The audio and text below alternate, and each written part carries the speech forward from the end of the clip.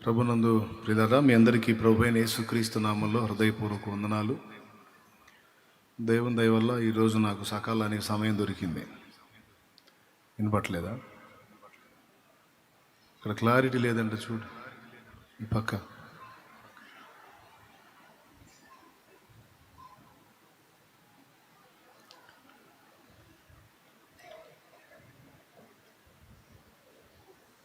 దేవుని వాక్యంలో నుండి కొన్ని మాటల్ని మనం ధ్యానించుకుందాం. ఎఫెసీయులకు రాసిన పత్రిక 5వ అధ్యాయము 22వ వచనం నుంచి చదువుకుందాం. చూడండి, ఎఫెసీయులకు రాసిన పత్రిక 5వ అధ్యాయము 22వ వచనం నుంచి. స్త్రీలారా, ప్రభువునకు వలె మీ సొంత పురుషులకు లోబడి ఉండుడి. స్త్రీలారా, ప్రభువునకు లోబడ్డట్టు మీ సొంత పురుషులకు లోబడి ఉండండి. క్రీస్తు సంఘమునకు శిరస్సై ఉన్నలాగున, క్రీస్తు సంఘమునకు శిరస్సై ఉన్నలాగున పురుషుడు భార్యకు శిరస్సై ఉన్నాడు. క్రీస్తే శరీరమునకు రక్షకుడై ఉన్నాడు. సంఘము క్రీస్తునకు లోబడినట్టుగా భార్యలు కూడా ప్రతి విషయములోనూ తమ పురుషులకు లోబడవలెను. సంఘము క్రీస్తునకు లోబడినట్టుగా భార్యలు కూడా ప్రతి విషయములోనూ తమ పురుషులకు లోబడవలెను. పురుషులారా, మీరును మీ భార్యలను ప్రేమించుడి. అటువలే క్రీస్తు కూడా సంఘమును ప్రేమించి అది కలంకమైనను ముడత అయినను అట్టిది మరి ఏదైనను లేక పరిశుద్ధమైనది గాను నిర్దోషమైనది గాను మహిమగల సంఘముగాను ఆయన తన ఎదుట దానిని నిలువబెట్టు కొనవలెనని వాక్యముతో ఉదక స్నానము చేత దానిని పవిత్రపరచి పరిశుద్ధపరచుటకై దాని కొరకు తన్ను తాను అప్పగించుకొనెను. చాలు, చిన్న మాట ప్రార్థన చేసుకుందాం. పరిశుద్ధుడు అయిన మా తండ్రి, ప్రేమ స్వరూపిక దేవా, నీకు స్తోత్రం. మొదటి ఆరాధనలో మీ సన్నిధితో దిగి వచ్చి మాతో మాట్లాడారు. ఈ రెండవ ఆరాధనలో కూడా మాతో మాట్లాడండి. నీ దాసుడు బలహీనుడు ప్రభు. నీ సిలువ చాటును మరుగుచే నీ రక్తముతో కడిగి శుద్ధీకరించు దోషములను, అతిక్రమములు, అపరాధములను, మా అందరి దోషములను పరిహరించి నీ స్వరము మాకు వినిపించు తండ్రి. ఉపదేశాన్ని అడ్డగింపజూసే సైతాను, దురాత్మ, దయ్యపు అంధకార శక్తుల ప్రభావం యేసు నామములో బంధిస్తున్నాం. మీ సన్నిధి మాతో కూడా ఉంచు తండ్రి. మాతో మాట్లాడు. యేసు నామమున పొంది ఉన్నాం తండ్రి. పొంది నిన్ను మహింపరుస్తున్న విశ్వాసంతో. హల్లెలూయా, హల్లెలూయా. ప్రభునందు ప్రియులారా, కాసేపు ఇక మీ మనస్సుని దేవుని మాటల మీద ఉంచండి. సండే స్కూల్ జరుగుతుందా? మీ చిన్న పిల్లల్ని చక్కగా సండే స్కూల్లో వదిలిపెట్టండి. మీకు 2 మేళ్ళు కలుగుతాయి. మొత్తం 3 మేళ్ళు కలుగుతాయి. 3 మేళ్ళు. 1, పిల్లలు పసితనం నుండే దేవుణ్ణి కూర్చున్నటువంటి పాఠాలు నేర్చుకుంటారు. 2వది, మీ పక్కన కూర్చుంటే మిమ్మల్ని టార్చర్ చేస్తారు కనుక టార్చర్ తప్పిద్ది. 3వది, మీరు తెచ్చుకున్న చిల్లరంతా గాయేస్తుంటారు కాబట్టి చిల్లర మిగులుద్ది. స్తోత్రం. వాడు తడవకోసారి ఆరంగా త్రాగుబోతోడు తాగినట్టు వీడు తింటూ ఉంటాడు అన్నమాట. అట్టే అండి, శుభ్రంగా సండే స్కూల్లో చేర్చాము, నువ్వు ప్రశాంతంగా కోవటం అయిందాక వాడు ఆడే కూర్చుంటాడు. 4వది, వాడి గురించి కాపలా కాసే టెన్షన్ లేదు, ప్రశాంతంగా వాక్యం వినొచ్చు. ఈ 3 కాక 4వది టెన్షన్, ఎటుపోయాడు, ఆడ తిరుగుతున్నాడు అని. ఈ బాధలు ఏమి ఉండవు. ప్రశాంతంగా ఆడ వదిలిపెట్టండి. తల్లిదండ్రులు మీ పిల్లల్ని సండే స్కూల్లో వదిలేయండి. దేవుని సన్నిధిని వినబడే 4 మాటలు ప్రశాంతంగా వినడానికి ప్రయత్నం చేయండి. మనం చదువుకున్న ఈ వాక్య భాగంలో భార్యాభర్తలకు కొన్ని హెచ్చరికలు ఇస్తున్నాడు పౌలు. పరిశుద్ధాత్మ ప్రేరణ పొంది కొన్ని హెచ్చరికలు ఇస్తున్నాడు. ఆ హెచ్చరికలు ఏంటంటే, భార్యలారా, మీ స్వపురుషులకు లోబడి ఉండండి అని. ఎలా లోబడమన్నాడంటే, సంఘము క్రీస్తునకు లోబడినట్లు మీరు కూడా మీ భర్తలకు లోబడి ఉండండి అన్నాడు సమస్త విషయాల్లో. అలాగే భర్తలకు కూడా చెప్పాడు, భర్తలారా, మీ భార్యలను ప్రేమించండి. క్రీస్తు సంఘమును ప్రేమించి సంఘము కొరకు తన్ను తాను ఎలాగ అప్పగించుకున్నాడో అలాగున మీరు కూడా మీ భార్యలను ప్రేమించండి అని ఒక మంచి హెచ్చరిక ఇచ్చాడు. ఇచ్చేటప్పుడు బైబిల్ గ్రంథంలో చాలామంది జంటలు ఉన్నారు. అబ్రహాము శారా ఉన్నారు, ఆదాము హవ్వ ఉన్నారు, ఇస్సాకు రిబ్కా ఉన్నారు, యాకోబు రాహేలు ఉన్నారు. ఇట్లా చాలామంది భార్యాభర్తలు ఉన్నారు. ఎవరో ఒకళ్ళని మాదిరిగా చూపొచ్చు, కానీ ఎవ్వరిని చూపలా. భార్యాభర్తలకు హెచ్చరిక ఇచ్చేటప్పుడు ఈ ఎఫెసీ పత్రిక 5:22లో సంఘమునను క్రీస్తునే చూపించాడు. సంఘమును క్రీస్తునే చూపించాడు. వీళ్ళిద్దరు ఎలా ఉన్నారో మీరు అలా ఉండండి అన్నాడు. ఇప్పుడు భార్యాభర్తలు అంటే శారా అబ్రహాం కనపడుతున్నారు కాబట్టి మనకు అర్థమైంది. ఇస్సాకు రిబ్కా కనపడుతున్నారు కాబట్టి అర్థమైంది. యాకోబు రాహేలు కనపడుతున్నారు కాబట్టి వీళ్ళని చూసి ఏదన్నా పాఠం అనుకోవచ్చు. క్రీస్తు సంఘము వీళ్ళిద్దరి అనుబంధం మనకి ఎక్కడ తెలిసింది? ఎట్లా తెలిసిద్ది? సంఘం అంటే మనమేనాయే, అవునా? ఇప్పుడు ప్రభువుకి సంఘానికి ఉన్న అనుబంధం మనకి ఏమర్థమైద్దని ఆ మాదిరిని మనం తీసుకోవాలి? ఒక చిన్న ప్రశ్న. ఆల్రెడీ భార్యాభర్తలుగా ఉన్న మనుషుల్లో ఎవరన్నా చూపిస్తే బాగుండేది కదా. అసలు ఇంతకు మొదలు గొప్ప ప్రేమకు ప్రతీకలుగా నిలిచిన ఆదాం హవ్వల్ని చెప్పొచ్చుగా. ఎంత ప్రేమ!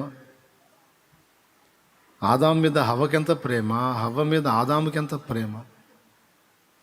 మీకు తెలుసా, ఆదర్శ దంపతులు వాళ్ళే. నిజంగా అండి, ఆదర్శ దంపతులు. హవ్వ మీద ఆదాముకి అధికారం ఇచ్చాడా లేదా? ఇచ్చాడా లేదా? ఇచ్చాడు కదా. పెద్ద చిన్న, ముందు ఆయన పుట్టాడు, తర్వాత ఆమె పుట్టింది. చిన్నోడి మీద పెద్దోడికి అధికారం ఉంటుందా? పెద్దోడి మీద చిన్నోడికి అధికారం ఉంటుందా?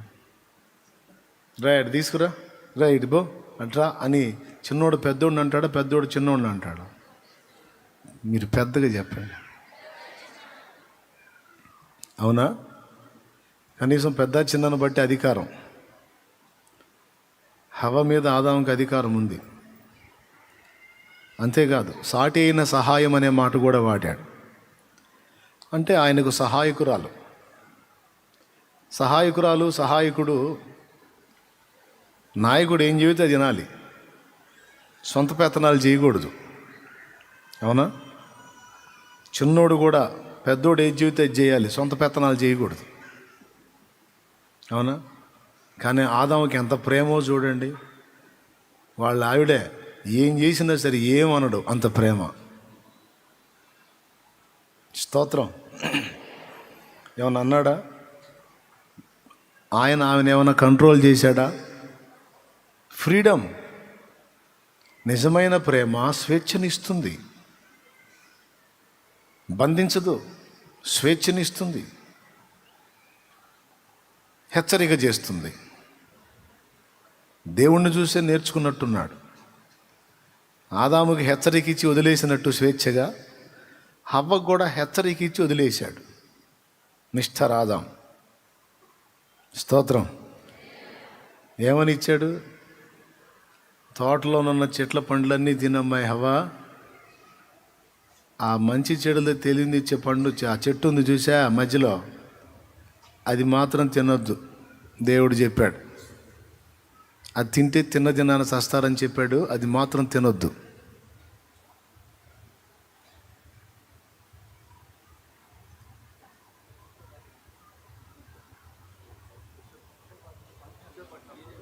ఆహా, డీజేనా? అది డీజేనా? ఊరిలి డీజే జావా ఏంది? పైన ఉరుముతుందా లేకపోతే ఇక్కడ ఎవడన్నా మైక్ ఆన్ చేశాడా అని నేను ఉర్రాపర్రా చూస్తున్నా. డీజే అంట, మరి అక్కడ ఉన్న వాళ్ళ చెవుల్లో మరి ఏమొచ్చిందో ఊహించుకోవచ్చు మనం. సరే, మనం ఎక్కడొచ్చి ఆగాం? డీజే దగ్గర వచ్చి ఆగామా? ఆదాం దగ్గర వచ్చి ఆగాం. ఎంత ప్రేమో. ఆజ్ఞ ఇచ్చాడు, స్వేచ్ఛనిచ్చేశాడు. పండ్లన్నీ తినమ్మాయి, ఆ మంచి చెడులతో తెలియనిచ్చే పండు మాత్రం ముట్టొద్దు, దాన్ని తినొద్దు, జాగ్రత్త, ఇక నీ ఇష్టం అన్నాడు. చూడు ఎంత ప్రేమ, దేవుడు లాంటి ప్రేమ. అవునా?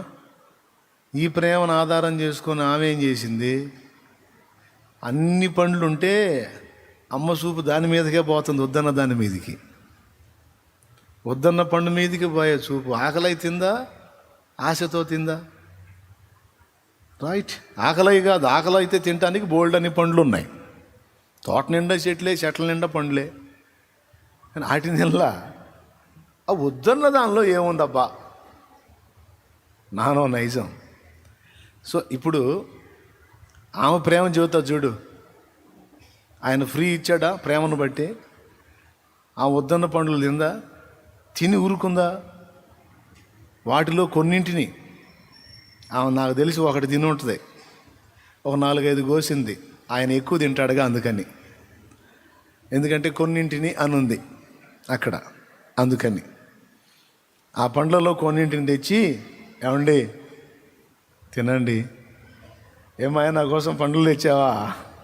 ఎంత ప్రేమ మీరంటే.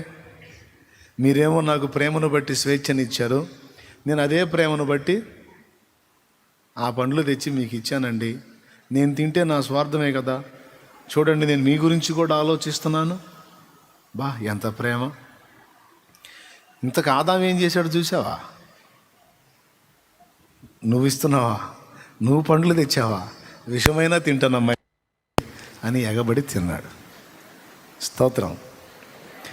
ఆదాము జ్ఞానం లేనివాళ్ళ కనపడుతున్నాడా? జ్ఞానవంతుడు. వద్దన్న పండు తింటే ఏమైద్దో ఆదాముకు తెలుసు.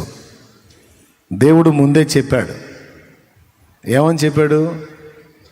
అది ఆ పండు తినుదినమున నిశ్చయముగా మీరు చచ్చెదరు అన్నాడు. ఇప్పుడు ఆదాము తినలా, హవ్వ తింది. హవ్వ తిన్నది.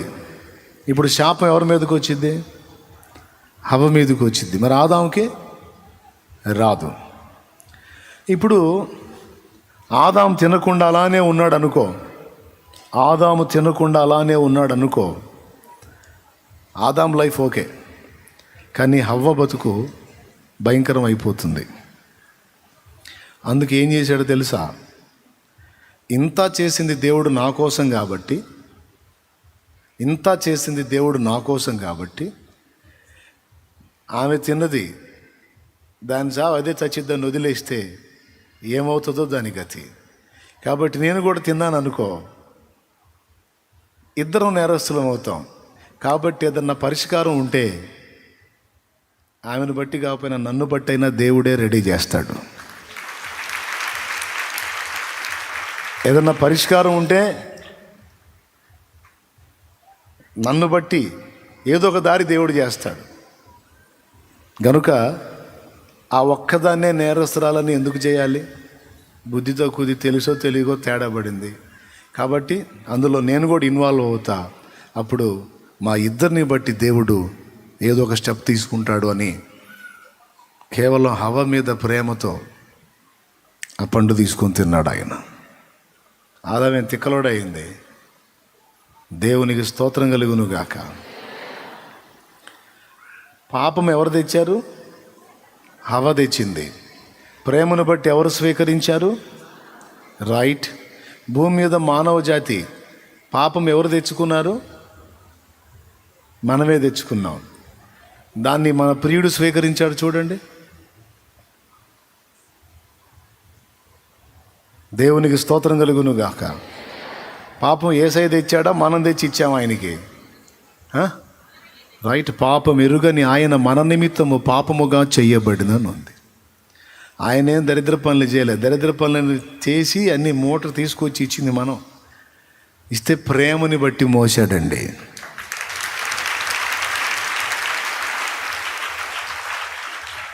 ఓకేనా? ఇప్పుడు మరి ఆదర్శ దంపతులు ఆదాము హవ్వలు కాదా? కాదా? కాదా? అవునా? అవునా? అవునా? కాదా? కాదా అంటే అవును, అవునంటే కాదా. ఒక చోట తేడా పడింది. ప్రేమతో పండ్లు తెచ్చిచ్చింది సరేలే, కానీ తినొద్దు అన్న భర్త మాటకు లోబడలా. అందువల్ల ఆ మాదిరి సెట్టు కాల మనకి. స్తోత్రం.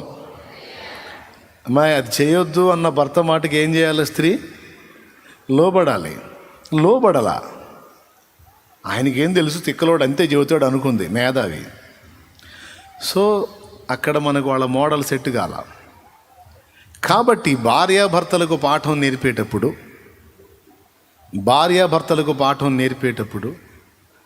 పరిశుద్ధాత్మ దేవుడు పౌలు ద్వారా క్రీస్తును సంఘమును పోల్చి చూపించాడు. ఓ భర్తలారా, ఇదిగో మీరు క్రీస్తు వలె, క్రీస్తు సంఘమును ప్రేమించి తన్ను తాను అప్పగించుకున్నట్టు మీరు భార్యలను ప్రేమించండి. భార్యలారా, సంఘము క్రీస్తునకు లోబడినట్టు మీరు అన్ని విషయములలో మీ భర్తలకు లోబడండి అన్నాడు. లోబడుట అనే మాట దగ్గరకు వచ్చేసరికి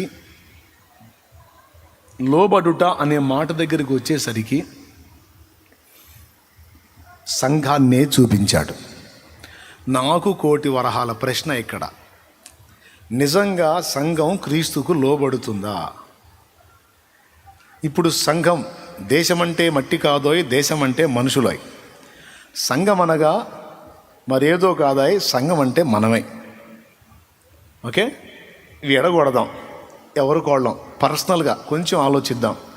మనం నిజంగా యేసుకు లోబడుతున్నామా? మంచి మనస్సాక్షితో యథార్థంగా ఆలోచించి నాకు చెప్పండి, మనం లోబడుతున్నామా? ప్రతిరోజు తిరగబడుతూనే ఉన్నామా? ఇప్పుడు యథార్థ హృదయాలు చేతులు ఎత్తండి. ప్రతిరోజు తిరుగుబాటు చేస్తానే ఉన్నాం అన్నోళ్ళు చేతులు ఎత్తండి. కొంతమంది చేతులు ఎత్తట్లా, ఏం తిరుగుబాటు చేయలేదా? రైట్, నేను 2 చేతులు ఎత్తుతా. ఇప్పుడు ఎత్తుతారు డౌట్ ఉన్నోళ్ళు కూడా, ఎందుకంటే వాడే ఎత్తాడు కదా, ఇక మనకి ఇబ్బంది లేదని. దేవునికి స్తోత్రం కలుగును గాక. హల్లెలూయా. అవేనండి జాగ్రత్తగా. మనం లోబడినట్టు స్త్రీలని పురుషులకు లోబడమంటాడు. మనం ఏడ లోబడ్డామండి? అక్కడ వాగ్దానం అక్కడ ఏముంటుందండి? అంతకుముందు సండే రోజు తీసేసి మిగిలిన రోజులు ఏముంటుంది? యెషయా గ్రంథం 65:2 లోబడనొల్లని ప్రజల వైపు దినమంతయు నా చేతులు చాపుచున్నాను అని ఉంటుంది అక్కడ. లోబడితే ఆ మాట ఎందుకు? అవునా? మరి లోబడే అనుభవం మనకు లేకపోతే సంఘము క్రీస్తునకు లోబడినట్లు మీరు మీ స్వపురుషులకు లోబడి ఉండుడి అన్నాడు. ఏంటి? వాక్యంలో చూసినా, మన పర్సనల్ లైఫ్లో చూసినా మనం లోబట్టం అనేది కొంచెం కష్టమే. మరి లోబడినట్టు మీరు కూడా లోబడండి అంటే యాడ లోబడినట్టు, ఎప్పుడు లోబడినట్టు? మనంతా తిరుగుబాటు వ్యవహారమే కదా. అంటే ఇక్కడ ఒక మాట చెప్పనేయండి, మనం లోబడ్డాం అన్ని విషయాలు కాదు. ఒక మేజర్ పాయింట్ ఒకటి ఉంది, ముఖ్యమైన విషయం. అక్కడ ఒక్క క్రీస్తుకు తప్ప ఇక ఎవ్వడికి లోబడం, దేనికి లోబడం. ఆ ఒక్క పాయింట్ను పట్టుకున్నాడండి ఆయన. ఏమిటది అంటే పతివ్రత ధర్మం. ఆ ఒక్క పాయింట్లో మనం దేవుని చేత ఆమోదం పొందుతాం. దేవునికి మహిమ. ఏందో డౌట్గా ఉంది కదా, చెబుతా. ఇప్పుడు మనం ఆయన తొందరపడి బూతులు మాట్లాడొద్దు అన్నాడు. మనకు ఆవేశం వస్తే నోరు ఆగదు, నాలుగు ఆగదు. పెద్దవి కాకపోయినా చిన్న అయినా వదులుతాం. ఆయన ఏం చెప్పాడు? నీ నోట దూషణ రానియొద్దు అన్నాడు. కానీ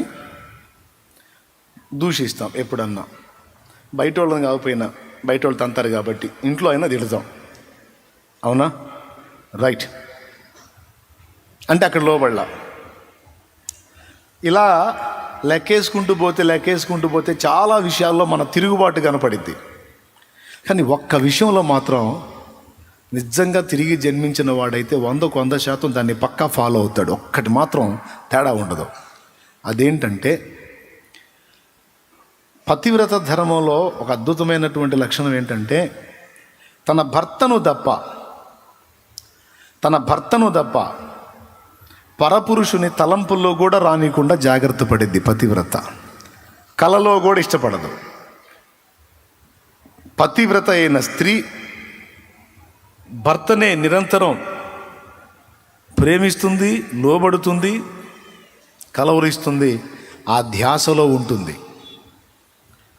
ఎలా అంటే స్వప్నంలో కూడా వేరే పురుషుడు తన దగ్గరికి వస్తున్న అనుభవాన్ని తను ఇష్టపడదు. తలంపుల్లో లేనిది కలలోకి ఎట్లు వచ్చా అంటాడు దేవదాసయ్య గారు. మన కళల్లో చాలా వరకు మన తలంపులేనంట. కాబట్టి కలలో కూడా పరపురుషుని ఇష్టపడదు పతివ్రత అయిన స్త్రీ. అవునా? కొంతమంది స్త్రీలైనా ఒకవేళ అలాంటి బలహీనమైన స్వప్నాలు పొందుతారేమో కానీ తిరిగి జన్మించినటువంటి క్రీస్తు బిడ్డ మాత్రం యేసును గాక ఇక అన్యమైన దాన్ని కలలో కూడా సేవించడానికి ఇష్టపడడు. Praise the lord. మనం దేనికన్నా వేరే దాని దగ్గరికి పోయినట్టు కనపడితే కలవరంతో లెగుస్తాం. చెచ్చే నేనేంటి ఇట్లా, అవునా కదా, నేనేంటి ఇట్లా, ఇదేంది ఇద్దరిద్దరం,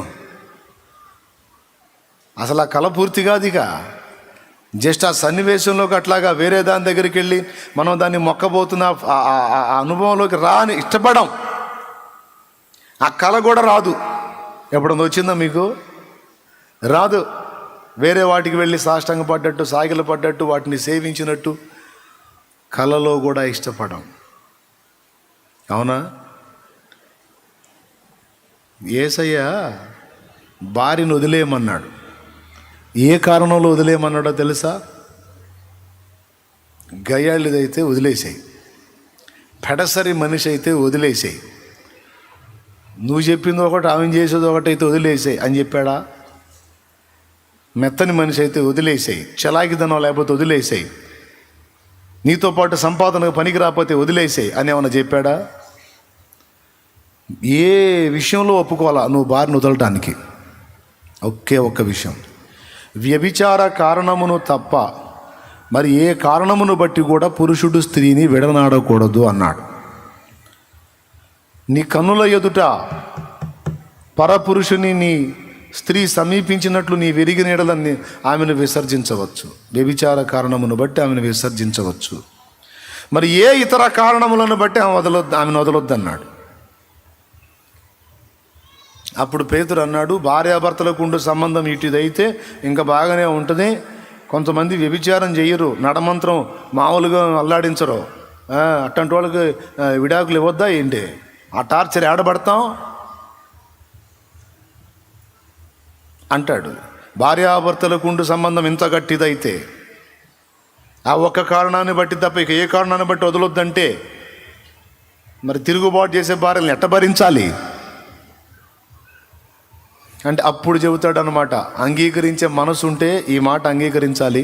తల్లి గర్భము నుండి నపుంసకులుగా పుట్టిన నపుంసకులు గలరు, మనుషుల చేత నపుంసకులుగా మార్చబడిన నపుంసకులు గలరు, పరలోక రాజ్యము నిమిత్తము తమ్మును తామే నపుంసకులుగా చేసుకున్న నపుంసకులను గలరు అంటాడు.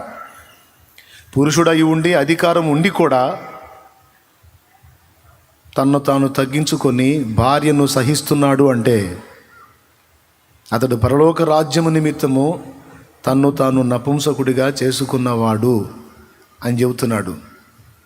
ఆ మూడు మాటలు ఎక్కడనుకున్నా మాట్లాడింది ఆ సన్నివేశంలో మాట్లాడాడు. భార్యాభర్తల అనుబంధం దగ్గర మాట్లాడాడు. ఒక్కసారి చూస్తారా మత్తయి సువార్తలో 19వ అధ్యాయం. మత్తయి సువార్త 19వ అధ్యాయం 3వ వచనం. చదువు నాన్న.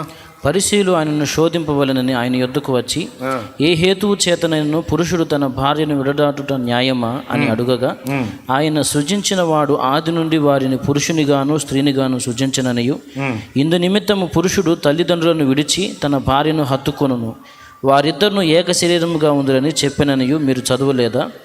కాబట్టి వారికను ఇద్దరు కాక ఏక శరీరముగా ఉన్నారు కనుక దేవుడు జతపరిచిన వారిని మనుషుడు వేరుపరచకూడదని చెప్పాను. అందుకు వారు అలాగైతే పరిత్యాగ పత్రిక అంటే విడాకులు ఇచ్చి ఆమెను విడనాడమని మోషే ఎందుకు ఆజ్ఞాపించిందని వారు ఆయన అడుగగా, ఆయన మీ హృదయ కాఠిన్యమును బట్టి మీ భార్యలను విడనాడం మోషే సెలవిచ్చను గాని ఆది నుండి అలాగూ జరగలేదు. మరియు వ్యభిచారము నిమిత్తమే తప్ప తన భార్యను విడనాడి మరి ఒకతను పెండ్లి చేసుకున్నవాడు వ్యభిచారము చేయుచున్నాడని. అంటే ఆమె వ్యభిచారము చేస్తూ పట్టబడితే ఆ కారణాన్ని బట్టి ఆమెను విడనాడి మరొక స్త్రీని పెళ్లి చేసుకుంటే వాడికి తప్పు లేదు. ఆ ఒక్క కారణాన్ని బట్టి కాకుండా గయాళిది, రాకాసిది, పనికిరాదు, పిల్లలు లేరు, గొడ్రాలు, అట్లాంటిది ఇట్లాంటిది, నాకు అట్లా కాదు ఇట్లా కాదు, అందుకే నేను వదిలేస్తున్నాను అని ఇక వేరే కారణం ఏ కారణాన్ని బట్టి అయినా భార్యను వదిలిపెట్టి ఇంకొక ఆమెను చేసుకున్నావా, నువ్వు వ్యభిచరించుచున్నావు అన్నాడు. అంటే ఏమైంది? వ్యభిచారులు ఎక్కడికి పోతారని ఉంది? పోతారు అగ్నిగుండానికి. ఏ కారణాన్ని బట్టి వదిలేయాలి? ఈ కారణాన్ని బట్టి. ఇక మరి ఏ కారణాన్ని బట్టి కూడా వదలకూడదు. వదిలి మరొకరిని చేసుకుంటే వ్యభిచరిస్తున్నావు నువ్వు అంతే అని చెప్పాడు. చదువు. విడనాడబడిన దాన్ని పెండ్లి చేసుకునేవాడు వ్యభిచారము చేయుచున్నాడని మీతో చెప్పుచున్నానని వారితో నేను. ఆయన శిష్యులు భార్యాభర్తలకుండు సంబంధం ఇట్టిదైతే పెండ్లి చేసుకున్నట యుక్తము కాదని ఆయనతో చెప్పిరి. అది అబ్బో, భార్యాభర్తలకు ఉండే సంబంధం ఇట్లాంటిది అయితే ఇక పెళ్లి చేసుకోవటమే అనవసరం అన్నాడు శిష్యులు. ఎలా ఆవేశం చూడు. ఆ ఒక్క పాయింట్ని తప్పించి ఇక మిగిలిన కార్యాలను బట్టి వదలకూడదు అంటే వీళ్ళకి నచ్చలా. అదేంటి సార్, ఇంకా వేరే ప్రాబ్లమ్స్ చాలా ఉంటాయి, వదలకపోతే ఎట్లా? అమ్మో, భార్యాభర్తలకు ఉండే సంబంధం ఇంత ఇలాంటిదైతే పెళ్లి చేసుకోవటం అనవసరం అన్నారు వీళ్ళు ఆవేశంగా. అప్పుడు చూడు ఆయన ఏమన్నాడు. అందుకు ఆయన, అనుగ్రహము నొందిన వారు తప్ప మరి ఎవరునూ ఈ మాటను అంగీకరింపనేరరు అని అక్కడ చెప్పాడు. చూడండి, తల్లి గర్భము నుండి నపంసకులుగా పుట్టిన వారు గలరు, మనుషుల వలన నపంసకులుగా చేయబడిన నపంసకులు గలరు, పరలోక రాజ్యము నిమిత్తము తమ్మును తామే నపంసకులుగా చేసుకున్న నపంసకులను గలరు. దేవునికి స్తోత్రం కలుగును గాక. అధికారం ఉండి కూడా, హక్కుండి కూడా, హోదా ఉండి కూడా దేవుడు ఒప్పుకోడు గనుక పరలోక రాజ్యము నిమిత్తము తమ్మును తామే తగ్గించుకొని దాసులుగా బానిసలుగా అప్పగించుకొని ఈ గయ్యాళి భార్యలను ఓర్పుతో సహిస్తున్న భర్తలారా మీరు ధన్యులు. దేవునికి స్తోత్రం. ఎంతమందికి హ్యాపీగా ఉంది? పాపం వాళ్ళ పరిస్థితులు ఏమిటో. సరే, ఇక పాయింట్కి వస్తా, జాగ్రత్తగా వినండి. మిగిలిన ప్రాబ్లమ్స్ అన్నీ వేరు, ఇదొక్క ప్రాబ్లం వేరు. భార్య గయాళిదై, భార్య పనికి మాలిందై, భార్య పిల్లలను కనలేనిదై, భార్య డబ్బులు తేలేనిదై, భార్య అరబందరం ఆలోకమై, ఇక మిగిలిన ప్రాబ్లమ్స్ ఏవైనా కానీ అవన్నీ మేజర్గా తీసుకోవాలా దేవుడు. భర్తనుగాక మరొకరిని చేరిందా తేడా, అక్కడ రాశాడు తేడా అని. ఇప్పుడు ఇక సంఘము క్రీస్తు దగ్గరికి వద్దాం. ప్రభువులో మనం కొన్ని విషయాల్లో తిరుగుబాట్లు చేస్తుంటాం. ఆయన వద్దన్న పనులు కొన్ని మనం దూలగొండి చేష్టలు చేస్తుంటాం. దూలగొండి చేష్టలు, బైబిల్లో దూలగొండ్ల చెట్లు ఉన్నాయి. అట్లా కొన్ని పిచ్చి పనులు చేస్తుంటాం. కానీ ఆయన వాటిలో చాలా విషయాల్ని చూచి చూడనట్టు దాటిపోతున్నాడు. ఒక గయాళి భార్యను భర్త సహించినట్టు సహిస్తాడు ఆయన. ఏం చూసుకొని మురిసిపోతాడో తెలుసా? ఒక్క పాయింట్ చూసుకొని ఫస్ట్ సంతోషిస్తాడు ఆయన. ఏంటో తెలుసా? గయాళి గంపలే కానీ చెప్పిన మాట ఎందుకుంటే తిక్కలు పిచ్చి పిచ్చి చేష్టాలు చేస్తుంటలే కానీ ఆమె హృదయంలో నాకు తప్ప వేరే ఒకడికి చోటు లేదంట.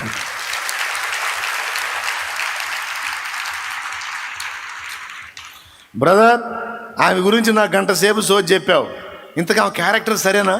క్యారెక్టర్ మంచి, అమ్మో ఆ విషయంలో తేడా లేదను, అందుకే నేను భరిస్తుంది. అస్సలు ఎవడన్నా ఆ మనిషి ముందుకు వచ్చి కొంచెం చతురుగా మాట్లాడినా సరే కటామని కొట్టిదే. స్తోత్రం. అస్సలు అందుకే ఆ రాక్షసుని భరిస్తుంది. అంటే ఏమయ్యా? అంటే ఏంటి? అంటే నిన్నే ప్రేమించుద్ది, ప్రేమించిద్ది, ఇంక వేరెవరికి అంబో లేదన్న అట్లాంటిది కాదు. అందుకే కన్నా ఇన్ని బాధలు పడుతుంది. అంటే చాలా హింస పడుతున్నాడు, కానీ దేన్ని బట్టి మురిసిపోతున్నాడు తెలుసా? రాక్షసే, కానీ ఆమె హృదయంలో నేను తప్ప ఇంకొకటికి స్థానం లేదు. అది ఇక పురుషుడు ఎన్నైనా భరించడానికి కారణం అవుతుంది. ఈ భూమి మీద పురుషులు ఒకవేళ దాన్ని భరించడానికి అది కారణం కాకపోతే యేసయ్యకు మాత్రం అదే కారణం.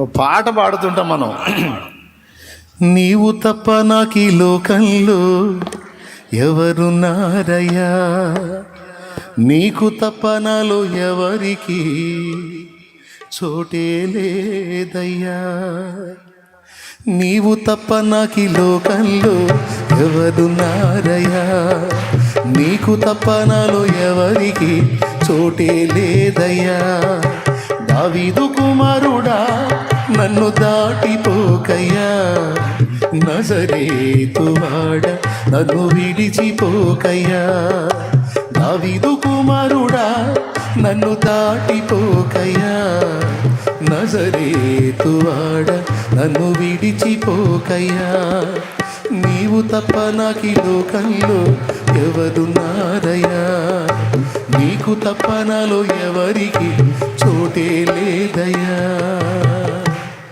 దేవునికి మహిమ. ఈ పదాలంటే భలే ఇష్టం నాకు. నీకు తప్ప నాలో ఎవరికి, ఏదో అందరు చెప్పండి. ఎప్పుడన్నా ఒకసారన్నా లేదా? ఎప్పుడన్నా ఒకసారన్నా లేదా? ఇంకొకళ్ళకి చెప్పండి. నిద్రలో కూడా లేదా? హృదయంలో అంత స్థానం ఇంత ఎవరికి? యేసయ్యకి ఒక్కడికేనా?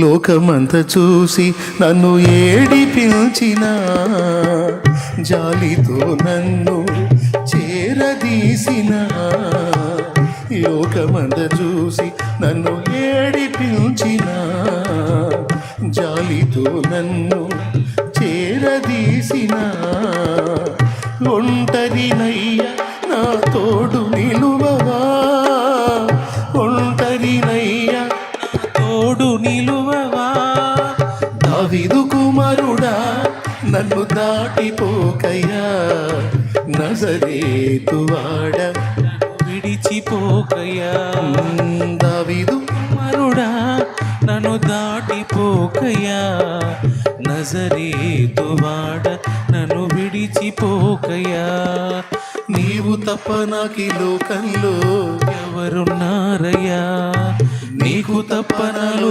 ఎవరికి చోటే లేదయ్యా. దేవునికి మహిమ. ఏం మాట! ఒక భార్యను అడుగుతాం, ఏమమ్మా నీ హృదయం అంతా నీ భర్తకే స్థానమా, లేకపోతే ఎవరన్నా పరపురుషుడి గురించి కాస్త ఏమన్నా కొంచెం స్థానం ఇస్తావా అంటే ఏమంటది?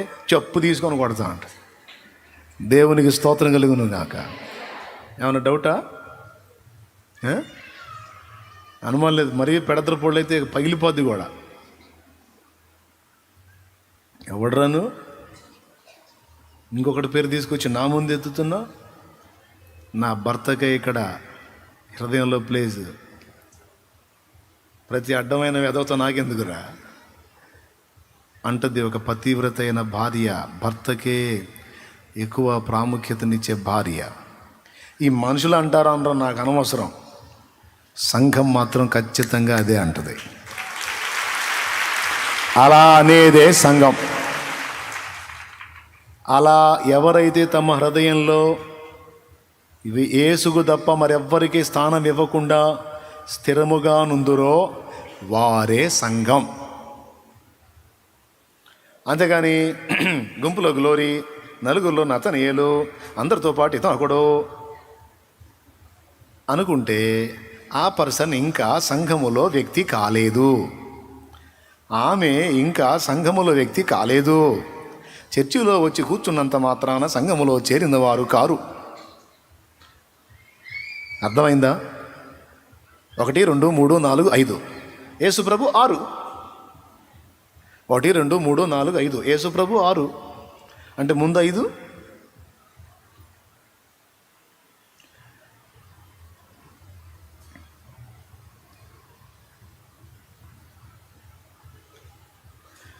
నీళ్ళు నీకు ఇస్తాగాని నీ భర్తను రమ్మన్నాడే. అయ్యా నేనొంటరిదాన్ని, నాకు ఎవరు లేరన్నానే. లోపమేమి ఎరుగనట్టు లోగుట్టు దాచానమ్మా. యాకోబు బావి కాడ యేసయ్యను చూశానమ్మా. ఎండవేళ ఎంతో అలసి ఒంటరిగా ఉన్నాడమ్మా. యాకోబు బావి కాడ యేసయ్యను చూశానమ్మా. ఎండవేళ ఎంతో అలసి ఒంటరిగా ఉన్నాడమ్మా. అయిపోయిందా? ఇప్పుడు ఆయన ఏమంటాడో చూడు. నీకు భర్త లేడన్నాడే, పెనిమిట్లైదుగురన్నాడే. ఇప్పుడున్నవాడు కూడా నీకు భర్త కాడన్నాడే. నీకు భర్త లేడన్నాడే, పెనిమిట్లైదుగురన్నాడే. ఇప్పుడున్నవాడు కూడా నీకు భర్త కాడన్నాడే. వివరంగా నా గుట్టంతా విప్పి నాకు చెప్పాడమ్మా. వివరంగా నా గుట్టంతా విప్పి నాకు చెప్పాడమ్మా. ఆనాటి నుండి నేను ఆయన సాక్షినయ్యానమ్మా. ఆనాటి నుండి నేను ఆయన సాక్షినయ్యానమ్మా. యాకోబు బావి కాడ యేసయ్యను చూశానమ్మా. ఎండవేళ ఎంతో అలసి ఒంటరిగా ఉన్నాడమ్మా. 1 2 3 4 5 ఏమో ఒక రాయేద్దాంలే అబ్బా, చర్చి కూడా పోయే. అయిందా? యేసుప్రభు గురించి ఎంత తెగ చెబుతున్నారుగా, ఈ చేస్తాను అది కూడా చూద్దాంలే అంటే నీవు ఇంకా సంఘంలో చేర్చబడలేదన్నమాట. సంఘంలో ఎవరు చేర్చబడ్డట్టు అంటే, నీవు తప్ప నాకు ఈ లోకంలో. ఆ రెండో మొక్క చెప్పు. నీకు తప్ప నాలో ఎవ్వడికి. స్తోత్రం. అన్నోడు చేర్చబడ్డట్టు. వారే సంఘం. ఎవరు వారు? తిరిగి జన్మించిన సంఘం. నిద్రలో కూడా ఇక వేరే వాళ్ళకి తావుండదు ఆ హృదయంలో. ఎందుకబ్బా అంతసేటు ఆయన్నే కలిగి ఉండాలి, ఇంకా మిగిలిన వాళ్ళు ఎందుకని అంటే, మిగిలిన వాళ్ళు ఎందుకనంటే వాళ్ళు మనకి ఏం కారు కాబట్టి, వాళ్ళు మన కోసం ఏం చేయలేదు కాబట్టి, వాళ్ళతో మనకి ఎలాంటి సంబంధం లేదు కాబట్టి, మరి ఏంతో ఏందో ఈయన సృష్టికర్త కాబట్టి, మనకి మన దేహాలకి నిర్మాణం చేసిన వాడు ఆయన కాబట్టి, మనం పాపంలో పడి శాపంలో పడి నరకానికి రెడీ అయితే మనల్ని తప్పించడానికి వచ్చి ప్రాణం పెట్టినోడు కాబట్టి, మిగిలినోడు ఎవడో ప్రాణం పెట్టలేదు కాబట్టి, మన పాప భారాన్ని ఎవడో మొయ్యలేదు కాబట్టి, వీళ్ళు పాపాలకు వాళ్ళు పోయారు కాబట్టి వాళ్ళకి మనకు సంబంధం లేదు. అయితే గీతే వాళ్ళు మనం ఒకటే క్యూలో ఉంటాం. ఎందుకంటే వాళ్ళు కూడా మన వంటి బలహీనలైన మానవులే కాబట్టి. ఈయన దేవుడై ఉండి మన కోసం మానవుడై వచ్చి మన పాప భారమంతా మీద వేసుకొని మన స్థానంలో మనకు బదులు శిక్ష పొంది చనిపోయి తిరిగి లేచి మన పాప రుణం తీర్చినవాడు కాబట్టి,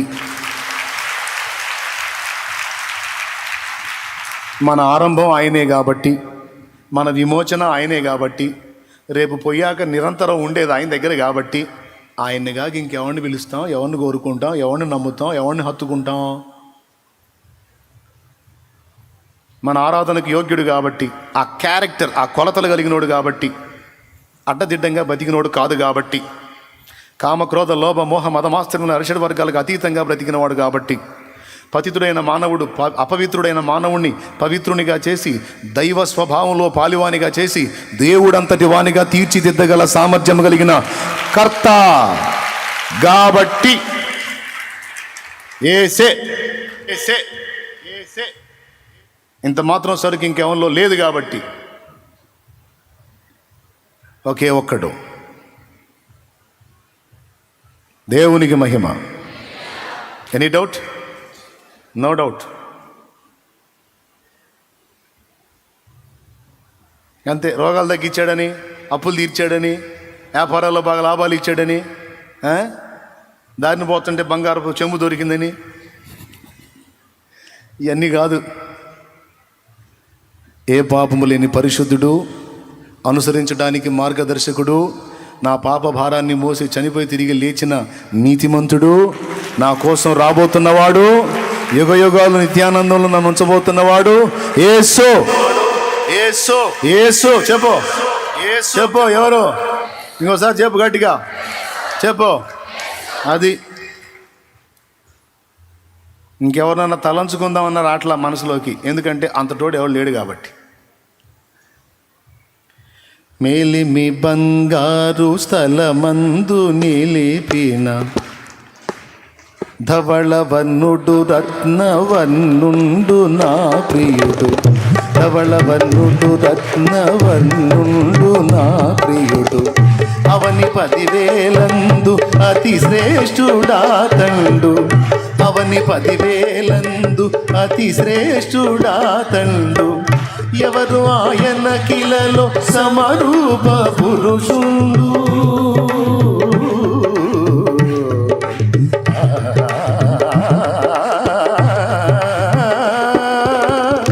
ఎవరు ఆయన కిలలో సమరూప పురుషుండు. అవలీలగానతని గుర్తించగలనమ్మ. అవలీలగానతని గుర్తించగలనమ్మ. ఎంతో ఎంతో సుందరుడమ్మ తాను. నేనెంతో మురిసిపోయాను. ఎంతో సుందరుడమ్మ.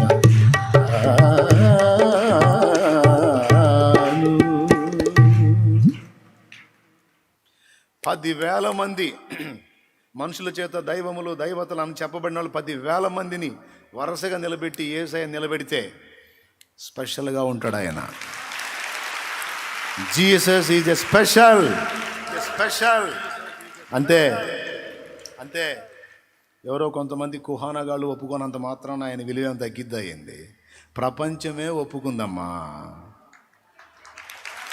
బోడి నువ్వెంత, నీ బొంద, నీకు తెలివెంతరా పిచ్చోడా? నువ్వు ఒప్పుకునేదేంది? కోన్కి ఇసుక, మిగిలిన బ్రాకెట్ నువ్వే పూర్తి చేసుకో. దేవునికి స్తోత్రం. నువ్వు ఒప్పుకునే ప్రపంచమే సాష్టాంగపడింది. ప్రపంచమే సాగిలపడింది అని ఆనాడు ఈ మాటలు కొంతమంది సేవకులు మాట్లాడుతుంటే నాకు ఆత్మలో మండేది. ఎవరికి? నాకు. ఎందుకంటే ఇదే ఈ డబ్బా కొట్టుకోవటమే. అందరితో పాటు మేము ఆయన్ని గౌరవిస్తుంటే వీళ్ళేమో ఒక్కడిని హైలైట్ చేసి మిగిలిన వాళ్ళంతా బుస్సాండి ఉంటారు. ఇదే అనువో తెగ ఫీల్ అయ్యేవాడిని. ఫీల్ అవ్వటం ఏంది? చర్చిలో ప్రసంగం వినబడుతున్నప్పుడు, సాక్ష్యాలు వినబడుతున్నప్పుడు 4 కుర్రోళ్ళతో కూర్చొని రన్నింగ్ కామెంటరీ చెప్పేవాడిని ఆపోజిట్లో. దేవునికి స్తోత్రం. నేనేం మంచి పిల్లోడిని కాదు. మనం కూడా అయితే దేవుని మహాకృపను బట్టి ఆ అహం విరిగి సత్యం ఎరిగి ఇంత గొప్పగా మాట్లాడుతున్నారు, మా వాళ్ళని ఇంత తృణీకరిస్తున్నారని గాయపడ్డాను. నేను యేసును ద్వేషించడం మొదలుపెట్టాను. తర్వాత దేవుడు దర్శించినప్పుడు ఒకానొక ఘట్టంలో ప్రతికూలతల్లో నా మనోనేత్రాలు వెలిగించినప్పుడు సత్యం ఎరిగి ఇప్పుడు ఆయన్నే ప్రకటిస్తూ ఉన్నాను. హల్లెలూయా హల్లెలూయా హల్లెలూయా. అంటే ఏ షేడ్లోంచి చూసినా, ఏ కోణంలోంచి చూసినా ఒక దైవానికి ఉండవలసిన సంపూర్ణత్వం అంతా కూడా యేసులో ఉంది. ఇది ఇతర మతాలకు చెందిన వ్యక్తులు కూడా అన్నారు. స్వామి వివేకానందుల వారు అద్భుతంగా కొన్ని మాటలు మాట్లాడారు ప్రబోధ రత్నాకరం అనే పుస్తకంలో. ఇప్పుడు దాని టైటిల్ మార్చి వేరే విధంగా ఉత్తేజిత ప్రసంగాలను వేశారు, అందులో మార్పులు చేశారు. అందుకే నా దగ్గర ఆ పుస్తకాలన్నీ స్టాక్ పెట్టా, ప్రింట్ చేపించి ఆ పాత పుస్తకాన్ని భద్రం చేసి పెట్టా. అందులో చెప్తాడనమాట, పరమ పితను మనం గాంచలేం, పరమపుత్రుని మాత్రమే మనం గాంచగలం. ఆ పరమ పితను మనకు గ్రహింపులోకి తీసుకొని రావటానికి పరమపుత్రుడు వచ్చాడు మానవ రూపంలో. క్రీస్తు మూలంగా మాత్రమే ఆయన్ని గాంచగలం అన్నాడు. క్రీస్తు మూలంగా మాత్రమే ఆయన్ని గాంచగలం అంటే ఇక మిగిలిన వాళ్ళ వల్ల చెప్పండి, మిగిలిన వాళ్ళ వల్ల కాదు. ఇప్పుడు ఈ అబ్బాయి మాత్రమే ఆ బరువు మోస్తాడంటే ఇక మిగిలిన వాళ్ళు క్రీస్తు మూలంగా మాత్రమే అన్నాడు అంటే ఏది? స్వామి వివేకానందుల వారే. ఇక మరి ఎవ్వరిని అనుసరించినా ఆ మోక్ష పదం చేరలేమని, అలా మనల్ని చేర్చేవాడు క్రీస్తు మాత్రమేనని ఉద్ఘాటించాడు ఆయన. అర్థమైందా? నరులను మోక్షము చేర్చెడి మార్గము నేనే అని నాడు. నరులను మోక్షము చేర్చెడి మార్గము నేనే అని నాడు. నేనుగాక వేరెవ్వరు ముక్తిని ఇవ్వజాలరనెను. నేనే శాంతినిత్తుననెను. నేనుగాక వేరెవ్వరు ముక్తిని ఇవ్వజాలరనెను. నేనే శాంతినిత్తుననెను. ఓ వినుము సోదర పరమ గురుని బోధ, నమ్మిన తొలగు నరక బాధ. ఓ వినుము సోదర పరమ గురుని బోధ, నమ్మిన తొలగు నరక బాధ. దేవునికి మహిమ. ఎవ్వరు లేరుగా. నేనే మార్గమును సత్యమును జీవమును, నా ద్వారానే తప్ప ఎవడును తండ్రి యొద్దకు. ఎందుకు ఈయన ద్వారానే అంటే ఈయనే ఆ పని కోసం వచ్చాడు, ప్రాణం పెట్టి తిరిగి లేచాడు. మనల్ని తీసుకెళ్ళడానికి ఆ ఒక్కడికి అవకాశం ఉంది.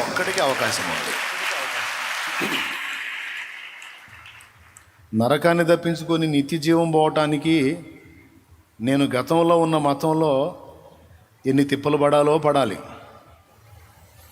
చెప్పులు లేకుండా వందలాది కిలోమీటర్లు నడిచా. చేసుకోకూడదు. నేల పడక, ప్రత్యేక దీక్ష, దానికోసం పడాల్సిన పాటలు, కిలోమీటర్లు నెత్తి మీద వెయిట్ వేసుకొని మోసా. అన్ని కండిషన్స్. కానీ ఆత్మలో అసంతృప్తి. నిజంగా నా పాప పరిహారం జరిగిందా? ఇక నాకు నిత్య జీవం ఖరారా? మోక్షం కద్దా?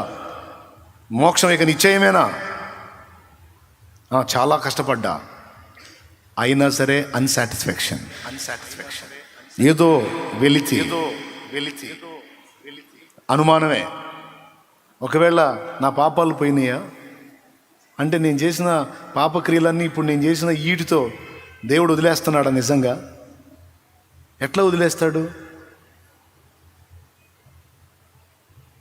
డౌట్లు. అసలు ఇంతకీ నేను ఎవరికి మొక్కానో వాళ్ళు నిజంగా పాపాన్ని తొలగించేంత దమ్ము కలిగిన వాళ్ళేనా? వాళ్ళ జీవితాల్లో కూడా లోపాలు కనపడుతున్నాయి కదా. ఎట్లా? ఏదో అందరూ పోతున్నారు, నేను పోయాను, కానీ నిజంగా విడుదల ఉందా? విమోచన ఉందా? ఏమో, లాభం లేదు. కానీ ఈసారి ఇంకొకటి చూద్దాం అని మనకేం తక్కువ? కుప్పలు తెప్పలు ఉన్నాయిగా.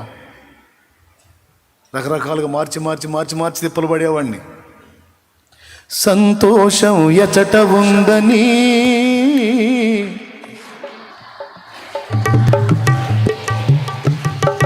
జగమంతా వెతిగాను, జనులందరి నడిగాను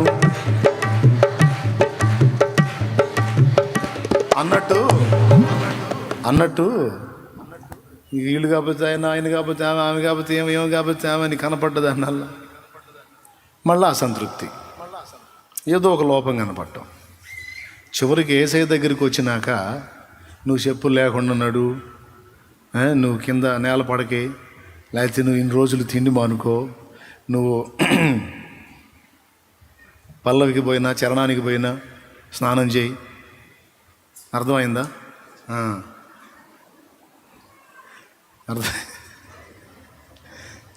ఇవన్నీ యేసయ్య దగ్గర ఏం కనపడలా.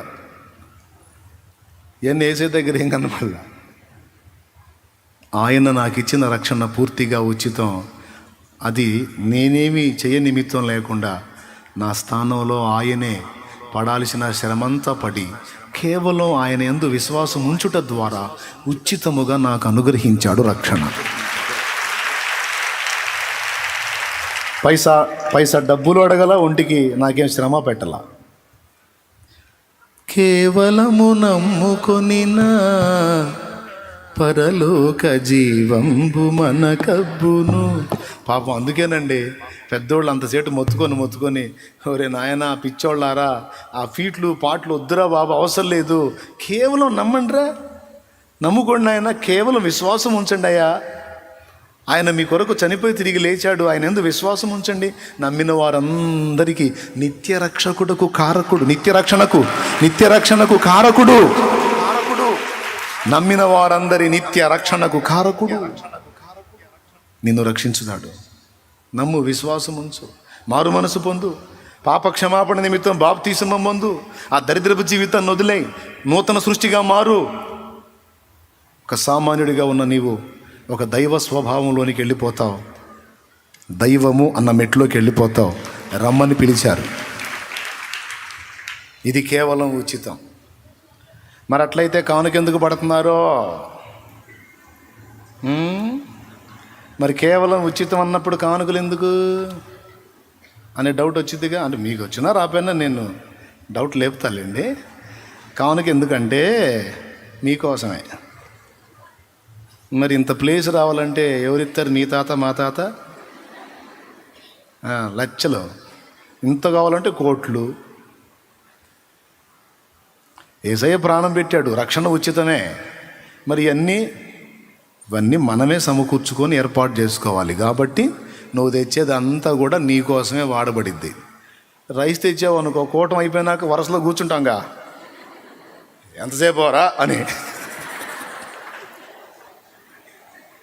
దేవునికి స్తోత్రం కలుగును గాక. హల్లెలూయా. ఎక్కువ చెప్తారా ఆకలి అవుతుంటే, ఎప్పుడే నువ్వు తెచ్చిందే. కాబట్టి పట్టింది ఏదైనా ఉందంటే అర్పణ మన కోసమే కదా. వేసే అకౌంట్లో ఏమైనా వేత్తనయింది? ఏం చేసుకుంటాడు ఆయన? మనం ఇచ్చే చిల్లర తీసుకెళ్ళి ఆయనకి ఏమన్నా బట్టలు లేవేంది? ఒక తల్లిగారు నా వస్త్రముల నిమిత్తం 1000 రూపాయలు దానం చేశారు అని ఏమన్నా అంటాడింది. ఆయనకేం లేవయింది. మన సిగ్గు కప్పడానికి అన్నీ తొడిగినోడు ఆయనకేం అవసరం అండి? దేవునికి స్తోత్రం కలుగును గాక. హల్లెలూయా. అన్నీ మనకు ధారాళంగా దయచేయవాడు. మన దగ్గర ఏదో ఉంది, అది దాంతో ఆయన ఏదో తిని కట్టి తృప్తి చెందేదానికి ఏం లేదా. సమస్తము ఆయనే నీకు ఇచ్చేవాడై ఉన్నాడు దేవుడు. ఆయన 1000 కొండల పశువులు ఆయనవేగా, వెండి బంగారాలు యేసునివేగా, భూమి ఆయనదే, ఆకాశమాయనదే, భూమి ఆయనదే, ఆకాశమాయనదే, సంద్రమునందలి సమస్తము ఆయనవేగా, సంద్రమునందలి సమస్తము ఆయనవేగా. అన్నీ ఆయనైతే మరి దశం భాగాలు ఒక బడుద్దాయి అడుగుతాడు, దశం భాగాలు ఎందుకు మీకు? దశం భాగాలు దేవుడుగా. దేవుడే చెప్పాడు మలాకి గ్రంథం 3వ అధ్యాయం 8లో, దశమ భాగం ఎందుకు తెమ్మన్నాడో తెలుసా? నా మందిరములో ఆహారం ఉండునట్లు. దేవుడు తినటానికి కాదు. బలహీనులు, విధవరాండ్రు, వృద్ధులు, అనాథలు, దిక్కులేని వారు, సమస్తమును కోల్పోయిన వారు, వికలాంగులు, రోగులు, నానావిధ శ్రమల్లో ఉండి నా సన్నిధికి వచ్చే నా పిల్లలకు సమృద్ధిగా ఆహారం ఉండాలి.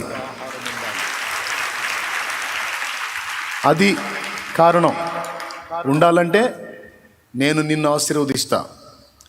నీకు ఆశీర్వదించి ఇచ్చిన దానిలో నుండి 100 రూపాయలు నేను నీకు ఇస్తే 90 తిను, 10 రూపాయలు నా మందిరములో ఆహారము కొరకు ఎవరికి? బేదలకి, దిక్కులేని వారికి, దీనులకి, అభాగ్యులకి, విధవరాండ్రకి, వికలాంగులకి, అనాథలకి నా సన్నిధిలో ఫుడ్ ఉండాలి. ఎక్కడ అవకాశం లేనివాడు నా సన్నిధిలో ఆదరణ పొందాలి. ఎక్కడ ఆశ్రయం లేనివాడికి నా సన్నిధిలో ఆశ్రయం ఉండాలి. ఎక్కడ పట్టెడన్నం దొరకని వానికి నా సన్నిధిలో సమృద్ధి అయిన ఆహారం ఉండాలి. ఎందుకంటే వాడికి ఎక్కడ గతి లేకపోతే నా దగ్గరికే వస్తాడు. లోకానికి వాడు ఏం కాడు, కానీ నాకు వాడు బిడ్డ.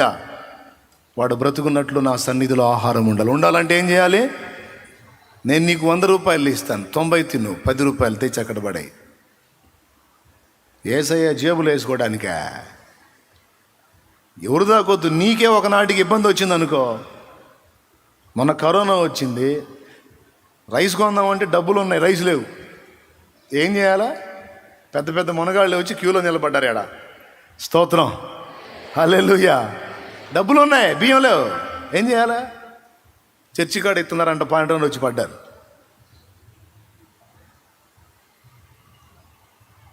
లాకేత్తం ఇస్తే లే, దాకోమ ఇస్తే దు అన్న పదం లేకుండా మొత్తానికి పంపిణీ చేశాడు దేవుడు. హల్లెలూయా. అట్లా ఎవరి కోసం? కాబట్టి రక్షణ అయినా, నిరీక్షణ అయినా, ఏదైనా పైసలతో లే, కేవలం ఉచితమే.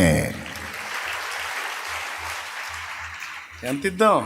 చేతుల్లో శీలలు పోయినందుకు ఎంత ఇద్దాం? ముళ్ళ కిరీటాన్ని ధరించినందుకు ఎంత అమౌంట్ ఇద్దాం? భారభరితమైన సిలువను మోసినందుకు ఎంత అమౌంట్ ఇద్దాం? చర్మం అంతా చీలికలు పేలికలుగా అయినందుకు ఎంత ఇద్దాం? పరలోక మహిమను వదిలిపెట్టి మట్టి మానవుడుగా, రిక్తుడుగా తన్ను తాను చేసుకొని దీనుడుగా పుట్టినందుకు ఎంత ఇద్దాం? ఆ మహిమను వదిలిపెట్టి కెరూబులు, శరాపులు, దూతలు, మహాదూతల మహిమను వదిలిపెట్టి పశువుల తొట్టిలో పరున్నాడే, ఎంత ఇద్దాం? ఆకలి కొన్నాడే, ఎంత ఇద్దాం? నేను దప్పికొనుచున్నానన్నాడే, ఎంత ఇద్దాం? ముక్కుల వెంట, కనుల వెంట, చెవుల వెంట, నోటి వెంట రక్తం, ఎంత ఇద్దాం? ప్రక్కలో బల్లెపు పోటు, అది గుండెలో గుచ్చబడి రక్తము నీరు కలిసి పారింది, ఎంత ఇద్దాం? కట్టు లెక్క కట్టు, ఎంత ఇస్తావు? ఆయన ప్రేమకి ఎంత వెలగడతావు? కట్టు. ఏం సరిపోయిద్ది? ఆ మహనీయుని యొక్క ఆ ప్రేమ, ఆ త్యాగాన్ని నీ ముందు ఉంచితే నిరుపేదవి నువ్వు ఏమి ఇవ్వలేవు, ఏమి ఇవ్వలేవు. నీవు ఇంకా పాపివే ఉండగానే నీ కోసం ఇంత చేశాడు. మళ్ళీ నువ్వు మంచోడి మంచిదాని అయినప్పుడు కాకముందే నీవు ఇంకా పాపివై ఉండగానే, నేను ఇంకా పాపినై ఉండగానే మన వెల చెల్లించాడు ఆయన. కాబట్టి ప్రియులారా, మరి ఇంకెవరికి చోటు ఇవ్వాలి హృదయంలో? మరి ఇంత చేసినోడు ఇంకెవరు ఉన్నారు? అంత పరిశుద్ధుడేడి, అంత నీతిమంతుడేడి, అంత సత్యవంతుడేడి, అంత న్యాయవంతుడేడి, అంత ప్రేమామూర్తేడి, అంత మార్గదర్శేడి? అందుకే వివేకానందుల వారు అన్నారు, క్రీస్తు ద్వారా మాత్రమే మోక్ష పదాన్ని చేరగలం, ఇంకెవరి వల్ల కాదు. బ్రహ్మాన్ని గాంచగలం, పరలోక తండ్రిని చేరగలం యేసు ద్వారా మాత్రమే. ఆ ఒక్క మాట అన్నాడా? ఇంకేమన్నా అన్నాడా? యేసులో ఎలాంటి అపరిపూర్ణత లేదు, ఆయన పరిపూర్ణుడు అన్నాడు. యేసులో ఎలాంటి అపరిపూర్ణత లేదు, ఆయన పరిపూర్ణుడు అని స్వామి వివేకానందుల వారు అన్నాడంటే మరి మిగిలిన వాళ్ళలో అపరిపూర్ణత ఉంది అని అర్థం. యేసు లోకుల పాపములను హరించుచున్నాడు అన్నాడు. లోకుల పాపములను పరిహరించే అధికారం కలిగిన వాడు యేసు అని చెప్పగానే చెప్పాడు. లోకుల పాపములను తీసేస్తున్నాడని చెప్పాడు. మిగిలిన వాళ్ళు తీసేయలేరా? తీసేయలేరు. యేసు ఒక్కడే. ఎందుకు తెలుసా? ఆయన మాత్రమే వెల చెల్లించాడు కాబట్టి. జాగ్రత్త చేతులు నొప్పులు పడితే అంత సాగిరి వద్దులే. మరి కొట్టండి, కొడితే గట్టి కొట్టండి. సంతోషం. అవునా? ఇప్పుడు ఇక ఆ ప్రాణప్రియుడిని తప్ప ఇంకా వేరొక వ్యక్తిని ఎలా మనం ఊహించగలం హృదయంలో? కాబట్టి ఎవరు ఇప్పుడు మన సర్వస్వం ఎవరు? అందుకే యేసు ప్రభుని నమ్ముకున్న వాళ్ళు నిద్రలో కూడా ఇక వేరే దాన్ని లక్ష్య పెట్టరు. ఇదేమో తెలియని వాళ్ళకి ఒళ్ళు మండిపోతుంటుంది, ఉడిగిపోతూ ఉంటారు అన్నమాట. మేము అందరినీ ఆమోదిస్తాం, వీళ్ళేందో ఒక్కడే. మేము యేసు ప్రభు కూడా ఒక దేవుడు అంటాం, కానీ క్రైస్తవులు యేసు ఒక్కడే. మరి ఇన్ని చూసి మనం అంటున్నాం, పాపం ఎరగక వాళ్ళు తిడుతున్నారు మనల్ని. చేయగలిగింది ఏముంది? ఒకప్పటికి నేను తిట్టాను, ఇప్పుడు నా కళ్ళు తెరవబడ్డే, నేను ఏసయ్యో అని మొత్తుకుంటున్నా. ఇప్పుడు తిట్టేవాళ్ళు భవిష్యత్తులో మొత్తుకోబోతున్నారు, ఏం పర్వాలా. ఎగిరిన ఎద్దల్లా గంతమోయాల్సిందే, ఓకేనా? పల్లెటూరి భాషలో ఎగిరిన ఎద్దల్లా గంతమోయాల్సిందే, మిడిసి పడ్డోడల్లా స్తోత్రం స్తోత్రం స్తోత్రం అనాల్సిందే. ఈడ కాకపోతే ఆడ ఎన్ని రోజులు బతుకుతాడు, ఎన్ని మైళ్ళు పోతాడు. నా తోడు ప్రతి మోకాలు నా ఎదుట పొంగును, ప్రతి నాలుక ప్రభువుని స్తుతించును. రోమాపత్రిక 14:11. ఓకేనా? ఎంతమంది హ్యాపీగా ఉన్నారు? ముగించబోతున్నా, సంతోషంగా స్తోత్రం చెప్పండి. హల్లెలూయా. అబ్బా ఎంత ఆనందంగా ఉందో. నిజంగానే ముగించబోతున్నాను నేను. కాబట్టి భార్యాభర్తల అనుబంధానికి సంఘమును క్రీస్తును చూపించాడు. క్రీస్తు తనను తాను అప్పగించుకున్నాడు. ఇప్పుడు క్రీస్తుని ఎందుకు చూపించాడో చెబుతా.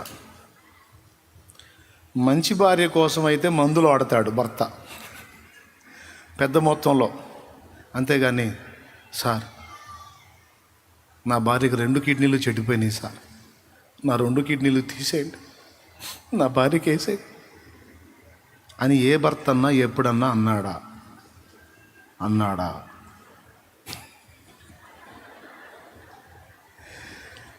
సార్ ₹1,00,00,000 పర్వాలేదు సార్, డబ్బులు ఉన్నోడైతే. డబ్బులు లేనోడైతే ఏమండి నా కిడ్నీలండి, ఏం చేసేదమ్మా, ఏం చేసేది మీ ఇయ్యండి అన్ననుకో. అంటే నేను చావాలా? అసలు నువ్వేం భార్యవే, నా కిడ్నీలు అడుగుతున్నావు అంటే నేను చావాలా? అంటే నన్ను చంపి నువ్వు బతుకుతావన్నా? నీలాంటిది బతకడం కంటే సావటమే కరెక్ట్. ఎవరిస్తారు? మంచి భార్య కోసం మనీ పెడతాడు, మందులు ఆడతాడు. అదే పనికిమాలిన భార్య కోసం ఏమైనా చేస్తాడా? చెడిపోయిన భార్య కోసం ఏమైనా చేస్తాడా? దుర్మార్గురాలైన భార్య కోసం ఏమైనా చేస్తాడా? నీచురాలైన భార్య కోసం ఏమైనా చేస్తాడు. విడాకులు ఇస్తాడు. కానీ యేసయ్య గొప్పతనం చూడు, ఈ భర్త ఎలాంటి వాడో చూడు. సంఘమనే ఈమె కోసం, ఈమె ఇంకా పాపి అయి ఉండగానే తన ప్రాణమును పెట్టేశాడు.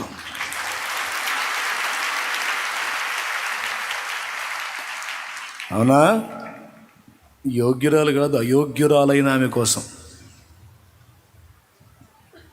ఇప్పటికొచ్చాం పరిపూర్ణతలోకి, ఇంకా అష్టవంకర్లు ఉన్నాయి. అయినా సరే ప్రాణం పెట్టాడు. ఎందులకు నా పైన ప్రేమ అందదయ స్వామి నామదికి, ఎందులకు నా పైన ప్రేమ అందదయ స్వామి నామదికి, అందులకే భయముదితిని, అందులకే భయముదితిని, భాసిల్లెను సిలువలు పాపక్షమా, యేసు ప్రభు నీ దివ్య క్షమ, భాసిల్లెను సిలువలు పాపక్షమా. ఇప్పుడు ఇంకో పాట పాడండి. దేవా పాపిని, అదే కదా. ఇప్పుడు 2వ చరణం పాడండి. రెండో చరణం. అపరాధినై అంధుడనై అపవాదితో అనుచరునై అపరాధినై అపవాదితో అనుచరునై చరించితి చీకటిలో వంచన చేసి ఎందరినో.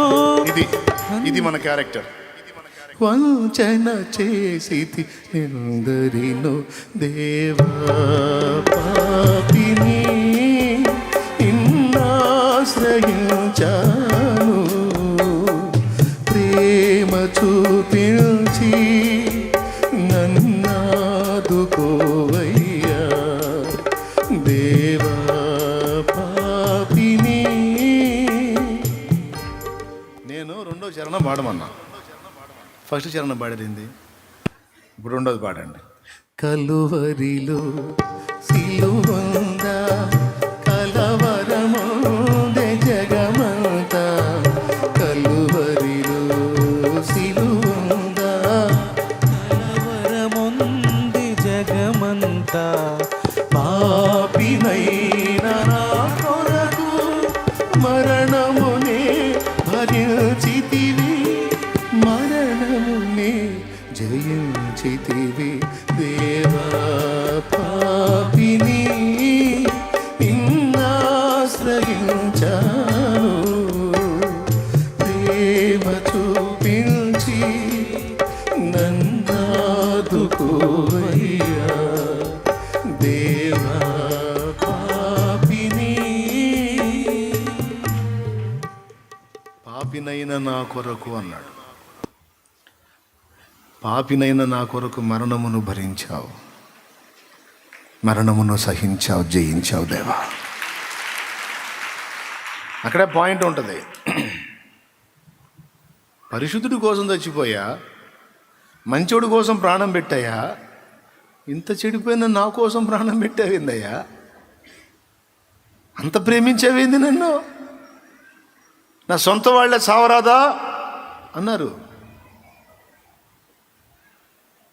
నా సొంత వాళ్ళే ఎప్పుడు చేస్తావు నువ్వు అన్నారు. నీతో ఒక బతికన్నా బతుకుతున్నావా నువ్వు అన్నారు. ఛీ చావరాదు అన్నారు. నా కోసం నువ్వు చచ్చిపోయిందయ్యా, ఇదిగో నా ప్రాణం పెట్టినంతగా నిన్ను ప్రేమిస్తున్నాను అన్నావు. అంత ఏముంది నా దగ్గర, ఏం పనికి వస్తాను నీకు? నా వంటి నరుడొకడు నన్ను ప్రేమించిన నా వలన ఫలము గోరు. ఎవరైనా నన్ను ప్రేమించారంటే ఏదో ఒకటి ఆశిస్తారు కదయ్యా. ఏం ఆశించకుండా ఎవరు ప్రేమిస్తారు? ఆహా నీ వంటి పుణ్యునికి నా వంటి పాపితో కేవలం ప్రేమే లేక. నీకేమి లేకయ్యా నన్ను ప్రేమించావు. యేసు నన్ను ప్రేమించినావు, పాపినైనా నన్ను ప్రేమించినావు. ఇంత చెడిపోయిన నన్ను అంత ప్రేమించావే, నిన్నుగాక ఇంకా ఎవరిని ప్రేమించాలి ప్రభువా? నేను నిన్నుగాక ఇంకెవరిని సేవించాలి? నీ కొరకు గాక ఇంకా ఎవరి కోసం బతకాలి? నువ్వే చెప్పయ్యా నాకు. అందుకే నీకు తప్ప నాలో ఎవరికి, నాకు ప్రియుడివి, నా ప్రాణానివి, నా సమస్తానివి, నా జీవానివి, జీవనానివి, నా బ్రతుకువి, నా సమస్తం నువ్వు అయిపోయావు యేసయ్యా. ఇక నీ కొరకే ఈ జీవితం అని ముందుకు వచ్చింది సంఘం. చెడిపోయి ఉండగానే నన్ను ప్రేమించి నాకై ప్రాణం పెట్టావు కనుక ఇక నీ కోసం మంచిగా బతుకుతానయ్యా. ఏం ఆశించావో ఆ ఆశ నేను తీరుస్తాను. కృతజ్ఞత కలిగి బతుకుతాను. అర్హత లేని నాకు సింహాసనం ఇచ్చావు, యోగ్యత లేని నాకు కిరీటం ఇచ్చావు. ఇదంతా నీ త్యాగంతోనే నువ్వు ఇచ్చావు గనుక నీ కోసం బ్రతుకుతా. నా హృదయంలో ఇక నీకు తప్ప వేరే దానికి దేనికి స్థానం ఇవ్వను. ఇది యేసయ్యకు సంఘానికి ఉన్న బాండింగ్. morning. ఎంతమందికి అర్థమైంది? నిజంగా అర్థమైందా? సగం అర్థమైందా? ఇంతకు మీరేమంటారు ఏసైతో? మీరు కూడా అంతే అంటారా, లేకపోతే నువ్వు అనుకో మేమనం అంటారా?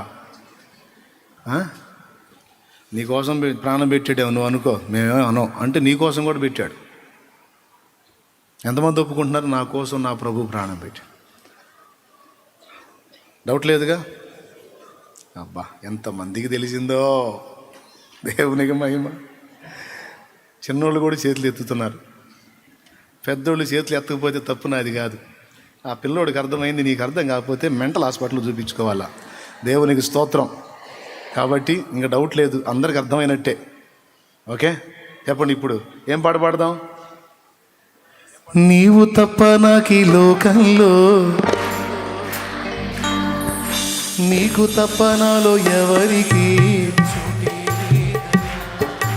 నీవు తప్ప నాకు ఈ లోకంలో ఎవరున్నారయ్యా, నీకు తప్ప నాలో ఎవరికి చోటే లేదయ్యా. దావీదు కుమారుడా నన్ను దాటిపోకయ్యా, నజరేతువాడ నన్ను విడిచిపోకయ్యా. దావీదు కుమారుడా నన్ను దాటిపోకయ్యా, నజరేతువాడ నన్ను విడిచిపోకయ్యా. నీవు తప్ప నాకు ఈ లోకంలో ఎవరున్నారయ్యా, నీకు తప్ప నాలో ఎవరికి చోటే లేదయ్యా. ఇప్పుడు యేసు కోసం బతకాలి. నువ్వు ఏ పాట అయితే పాడావో ఆ ప్రాణప్రియుని గుండెల్లో పెట్టుకుని ఆయన కోసం బతకాలి. ఆయన సంతోషాన్ని వెతకాలి. ఆయనకు నచ్చని వదిలేయాలి. ఆయన చేయమన్న వాటిని చేయటానికి నడుం కట్టాలి. నిన్ను ప్రేమించాడు, నువ్వు లోబడ్డావు. ఆ లోబడుటలో పరిపూర్ణత చెందాలి. ఒక్క విషయంలో ఎవ్వరికి స్థానం ఇవ్వకుండా యేసుకు లోబడ్డావు. ఇక అన్ని విషయాల్లో కూడా నిన్ను నువ్వు లోబర్చుకోవటానికి సిద్ధపడాలి. రక్షింపబడిన బిడ్డ సమస్త విషయాల్లో లోబడాలి. ఇప్పటికి కొంత సాధన చేశావు, కొన్ని విషయాల్లో లోబడుతున్నావు. ఒకప్పుడు చాలా డేంజర్గా ఉండే పరిస్థితి మారిపోయి ఇప్పుడు ప్రభువుకి లోబడటం సాధన చేస్తున్నావు, నేర్చుకుంటున్నావు. ఇంకా పరిణతి చెందాలి. ఓకే, రక్షణ పొందనటువంటి వాళ్ళు, ఇంకా యేసుని తెలుసుకొని వాళ్ళు అంగీకరించని వాళ్ళు ఇప్పుడు అంగీకరించాలి.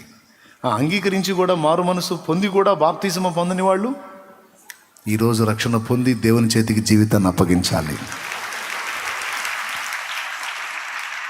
నాకు నువ్వే లోకమంతా చూచి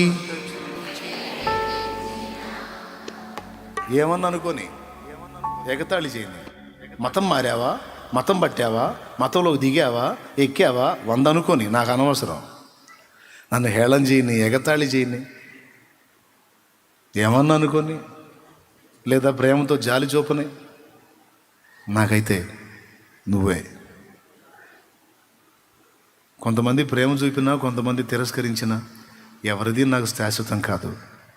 నీ ప్రేమే నాకు స్థిరమైంది, నీ సన్నిధే నాకు ముఖ్యమైంది.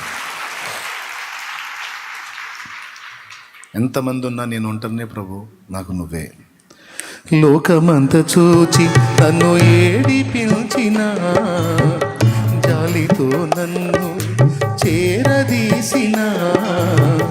లోకమంత చూచి నన్ను ఏడిపించిన, జాలితో నన్ను చేరదీసిన.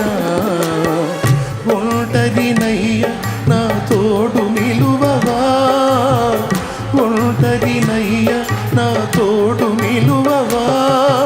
దావీదు కుమారుడా నన్ను దాటిపోకయ్యా, నజరేతువాడ నన్ను విడిచిపోకయ్యా. దావీదు కుమారుడా నన్ను దాటిపోకయ్యా, నజరేతువాడ నన్ను విడిచిపోకయ్యా. నీవు తప్ప నాకు ఈ లోకంలో ఎవరున్నారయ్యా, నీకు తప్ప నాలో ఎవరికి చోటే లేదయ్యా. Praise the Lord. పైకి లేచి నిలబడతామా?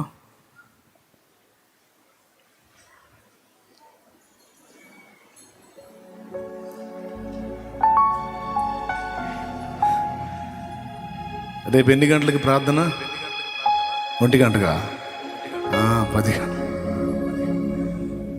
ఈరోజు యేసు నిన్ను ఎంత ప్రేమించాడో నువ్వు ఎలా చెల్లించలేనంత ప్రేమ ఈరోజు నువ్వు తెలుసుకున్నావు.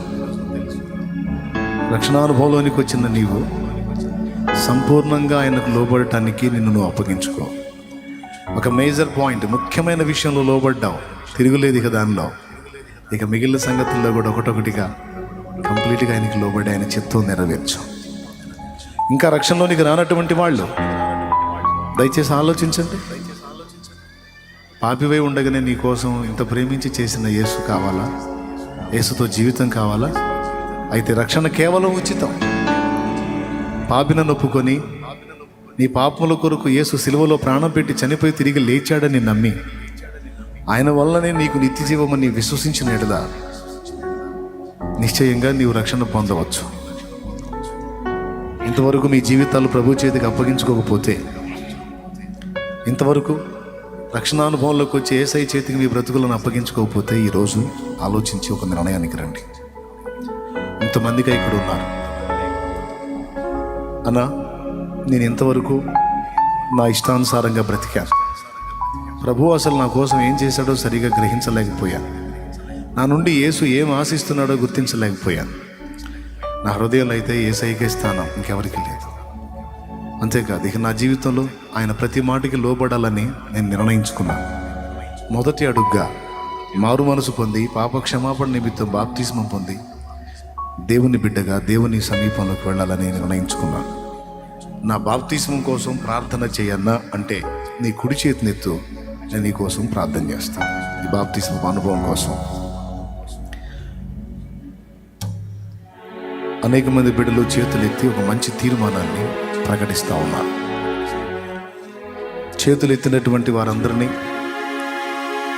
ఒకవేళ మీ తీర్మానం నిజమైతే, స్థిరమైతే, యేసుతోనే జీవితం, ఇక యేసుకు తప్ప చోటు లేదని డిసైడ్ అయిపోతే, ఈరోజే పొందవచ్చు, ఈ క్షణమే పొందవచ్చు. ఈ క్షణమైన ఐఎమ్ రెడీ, నేను రక్షణకు సిద్ధం అంటే త్వరగా పరిగెత్తి ముందుకు రా.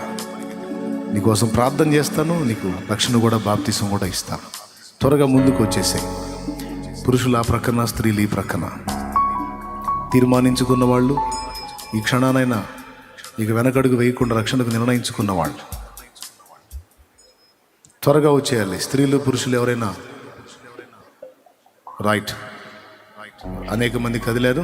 త్వరగా ఇటు వచ్చేసాయి. చెల్లి ఇటు వచ్చేసి, స్త్రీలు ఇటు, పురుషులు అటు. త్వరగా ఎవరిని దేవుడు దర్శించాడో, మాట్లాడాడో పరిగెత్తు.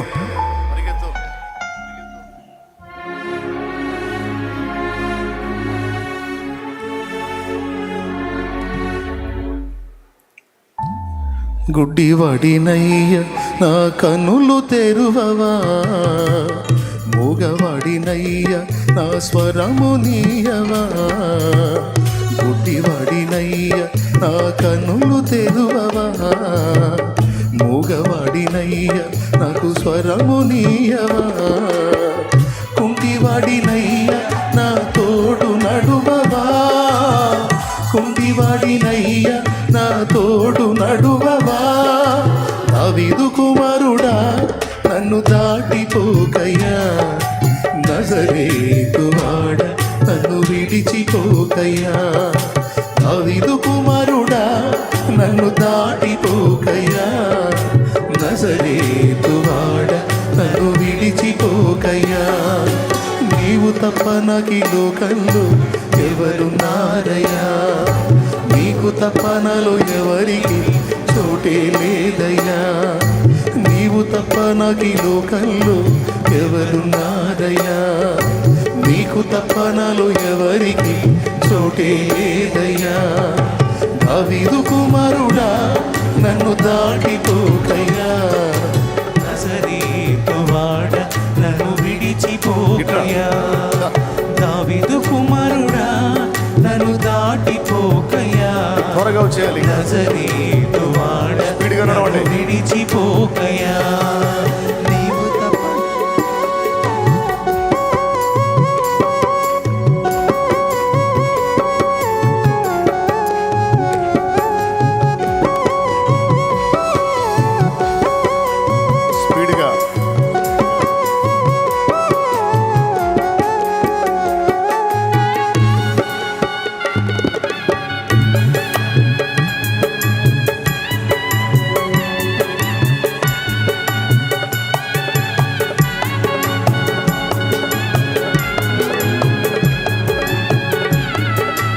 బాప్తిసం పొందాలనుకున్న వారు త్వరగా ముందుకు రండి.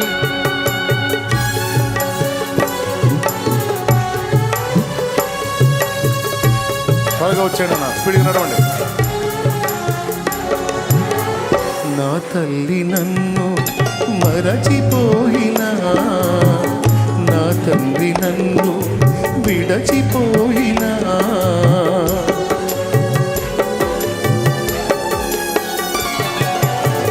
నా తల్లి నన్ను మరచిపోయినా, నా తండ్రి నన్ను విడచిపోయినా, తల్లి తండ్రి నీవై నన్ను నాలిల్చవా, తల్లి తండ్రి నీవై నన్ను నాలిల్చవా, దావీదు కుమారుడా నన్ను దాటిపోకయ్యా, నజరేతువాడ నన్ను విడిచిపోకయ్యా, దావీదు కుమారుడా నన్ను దాటిపోకయ్యా, నజరేతువాడ నన్ను విడిచిపోకయ్యా, నీవు తప్ప నాకు ఈ లోకంలో ఎవరున్నారయ్యా, నీకు తప్ప నాలో ఎవరికి చోటే లేదయ్యా, నీవు తప్ప నాకు ఈ లోకంలో ఎవరున్నారయ్యా, నీకు తప్ప నాలో ఎవరికి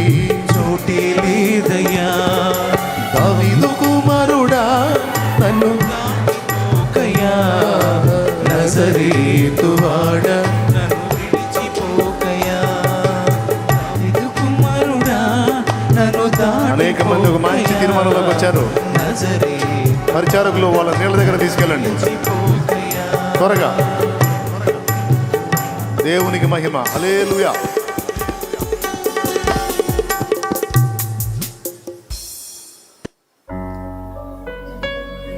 వాళ్ళు వెళ్ళండి, దారి ఇవ్వండి.